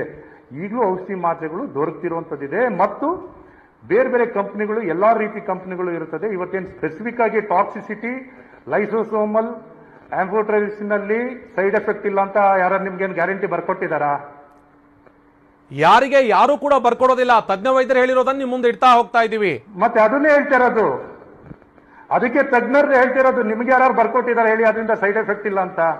ಹಾಗಾಗಿ ಅದು ಬೆಟರ್ ಆಲ್ಟರ್ನೇಟಿವ್ ಅಂತ ಹೇಳ್ಬೋದೇ ಹೊರತು ಸೈಡ್ ಎಫೆಕ್ಟ್ ಇಲ್ಲದೆ ಯಾವ್ದು ಇರಲ್ಲ. ಬಿಕಾಸ್ ಇದೆಲ್ಲ ಟ್ರೀಟ್ಮೆಂಟ್ ಕೊಡುವಂಥದ್ದು ಯಾವಾಗ ಆಗುತ್ತೆ ಅಂತ. ಬೆಟರ್ ಆಲ್ಟರ್ನೇಟಿವ್ ಆದ್ರೂ ಯಾವಾಗ ಸ್ಟಾರ್ಟ್ ಆಗುತ್ತೆ? ಯಾಕೆ ಅಂತ ಹೇಳಿದ್ರೆ ರೋಗಿಗಳ ಸಂಖ್ಯೆ 100ಕ್ಕಿಂತ ಜಾಸ್ತಿ ಇದೆ. ಇಲ್ಲಿ ಒಂದು ವಿಚಾರ ಡಾಕ್ಟರ್ ಅಶ್ವಥ್ ನಾರಾಯಣ ಅವರೇ, ಒಂದು ಸ್ಪಷ್ಟಪಡಿಸ್ತೀವಿ. ರೋಗಿಗಳು ಎಷ್ಟು ಪರದಾಡ್ತಾ ಇದ್ದಾರೆ ಅಂತ ಹೇಳಿದ್ರೆ, ಒಳಗಡೆ ಇರೋ ರೋಗಿ ಸಂಬಂಧಿಕರಿಗೆ ಕಾಲ್ ಮಾಡಿ ಹೇಳ್ತಾರೆ ಕಣ್ಣು ಬ್ಲರ್ ಆಗ್ತಾ ಇದೆ, ಎಲ್ಲಾದ್ರೂ ಮೆಡಿಸಿನ್ ವ್ಯವಸ್ಥೆ ಆಯ್ತಾ ಅಂತ ಹೇಳಿ ಕೇಳ್ತಾ ಇದ್ದಾರೆ. ಇಂಥ ಸ್ಥಿತಿ ಇದೆ ಕರ್ನಾಟಕದಲ್ಲಿ.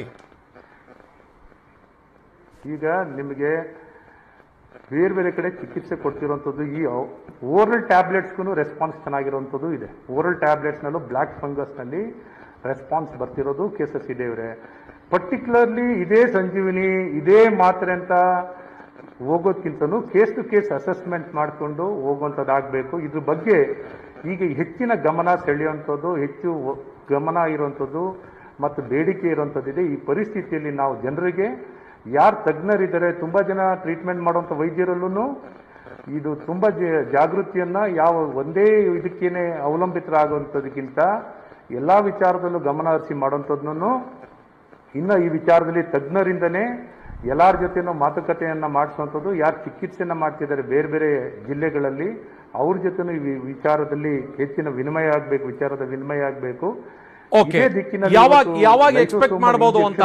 ಈಗ ಬ್ಲ್ಯಾಕ್ ಫಂಗಸ್ ಕಾಣಿಸ್ಕೊಂಡಿರುವಂತಹ ರೋಗಿಗೆ ತತ್ಕ್ಷಣಕ್ಕೇನೆ ವೈದ್ಯರಿಗೆ ಚಿಕಿತ್ಸೆ ಕೊಡೋದಕ್ಕೆ ಬೇಕಾಗುವಂತ ಅಷ್ಟು ಮೆಡಿಸನ್ ನೀವು ಹೇಳ್ತಾ ಇರೋದು, ನಿಮಗ್ ತಜ್ಞರು ತಿಳಿಸಿರುವಂತಹ ಮೆಡಿಸನ್ ಜೊತೆಗೇನೆ ಬೇರೆ ಬೇರೆ ವೈದ್ಯರು ಸೂಚಿಸ್ತಾ ಇರುವಂತಹ ಮೆಡಿಸನ್ ಯಾವಾಗ ಸಿಗಬಹುದು? ತತ್ಕ್ಷಣಕ್ಕೇನೆ ಬದುಕಿಸೋದಕ್ಕೆ ಬೇಕಾಗುವಂತ ಈ ಔಷಧಿ ಕರ್ನಾಟಕದಲ್ಲಿ ಯಾವಾಗ ಲಭ್ಯ ಆಗುತ್ತೆ? ಒಂದು ವಿಚಾರ ಹೇಳ್ಬಿಡಿ. ಈಗ ಮುಖ್ಯವಾಗಿ ಇವಾಗ ನೋಡಿ, ವಿಕ್ಟೋರಿಯಾ ಹಾಸ್ಪಿಟಲ್ ಕಾಲ್ ಬಂದಿತ್ತು, ನಮಗೆ ಆಲ್ಟರ್ನೇಟ್ ಮೆಡಿಸಿನ್ಸ್ ಆರ್ಗನೈಸ್ ಮಾಡಿಕೊಡಿ, ಏನು ಇದನ್ನೇ ಇಲ್ಲದೆ ಇದ್ರು ಆಲ್ಟರ್ನೇಟ್ ಮೆಡಿಸಿನ್ ಇದ್ರು ಓಕೆ ಅಂತ ಹೇಳಿದ್ದಾರೆ. ಅದನ್ನು ಸಹ ಮೊಬಲೈಸ್ ಮಾಡ್ಲಿಕ್ಕೆ ಇವತ್ತು ನಾನು ನಮ್ಮ ಡ್ರಗ್ ಲಾಜಿಸ್ಟಿಕ್ ಅವರಿಗೆ ಅವ್ರ ಆಸ್ಪತ್ರೆಯಲ್ಲೂ ಖರೀದಿ ಮಾಡ್ಕೋಬಹುದು. ಸಂಬಂಧಪಟ್ಟ ನಿರ್ದೇಶಕರು ಏನಿರ್ತಾರೋ, ಬ್ಯಾಂಗ್ಳೂರ್ ಮೆಡಿಕಲ್ ಕಾಲೇಜ್ನ ನಿರ್ದೇಶಕರು ಇರ್ತಾರೆ, ಆ ನಿರ್ದೇಶಕರೇ ಇದನ್ನ ಕೊಂಡ್ಕೊಳ್ಳುವಂಥದ್ದು ಮಾಡ್ಬೋದು. ಇದು ಡೈರೆಕ್ಟ್ ಆಗಿ ನೇರವಾಗಿ ಪ್ರೊಕ್ಯೂರ್ ಮಾಡಬಹುದು ಎಮರ್ಜೆನ್ಸಿ ಬೇಸಿಸ್ ನಲ್ಲಿ. ಅದ್ರ Okay. ಜೊತೆನಲ್ಲೇ ನಾವು ಕರ್ನಾಟಕ ಡ್ರಗ್ ಅಂಡ್ ಲಾಜಿಸ್ಟಿಕ್ಸ್ ನಲ್ಲೂ ಕೊಂಡ್ಕೊಡುವಂತದ್ದು ಮಾಡಬಹುದು. Okay. ಒಟ್ಟು ಇದು ಪರಿಸ್ಥಿತಿಯನ್ನ ಎಲ್ಲೋ ಎದುರು ನೋಡುವಂತದನ್ನ ಮಾಡೋದಕ್ಕಿಂತನೂ ಆ ಸಂಬಂಧಪಟ್ಟ ಆ ಸಂಸ್ಥೆಯ ನಿರ್ದೇಶಕರು ವೈದ್ಯರು ಅಲ್ಲೂ ಪರಿಹಾರ ಕಂಡಿಡ್ಕೊಳ್ಳುವಂಥದ್ದು ಮಾಡಬಹುದು. ನಾನು ಇವತ್ತು ಕರ್ನಾಟಕ ಡ್ರಗ್ ಅಂಡ್ ಲಾಜಿಸ್ಟಿಕ್ಸ್ ಅವರಿಗೆ ಸೂಚನೆಯನ್ನು ಕೊಟ್ಟಿದ್ದೀನಿ. ತಕ್ಷಣ ಇದನ್ನ ಪ್ರೊಕ್ಯೂರ್ ಮಾಡ್ಕೊಡಿ, ಎಮರ್ಜೆನ್ಸಿ ಬೇಸಿಸ್ ನಲ್ಲಿ Okay. ಎಲ್ಲಾ ಕಡೆನೂ ಕಳಿಸ್ಕೊಡುವಂಥದ್ದು ಮಾಡೋಣ. ಈಗ ಏನ್ ಅವೈಲೇಬಲ್ ಇದೆಯೋ ಅದನ್ನ ಕೊಟ್ಟು ಚಿಕಿತ್ಸೆಯನ್ನ ಪ್ರಾರಂಭ ಮಾಡೋಣ ಅಂತಾನು ತಿಳಿಸ್ತಾ ಇದ್ದೀನಿ. Okay, thank you doctor Ashwath Narayana ಅವರೇ, thank you doctor Bhujang Shetty ಅವರೇ, thank you doctor Sushil Dutt ಅವರೇ ಟಿವಿ ಜೊತೆ ಜಾಯ್ನ್ ಆಗಿದ್ದಕ್ಕೆ. ಇದು ಈ ಹೊತ್ತಿನ ವಿಶೇಷ. ನಿರಂತರ ಸುದ್ದಿಗಾಗಿ ನೋಡ್ತಾ ಇರಿ ಟಿವಿ9.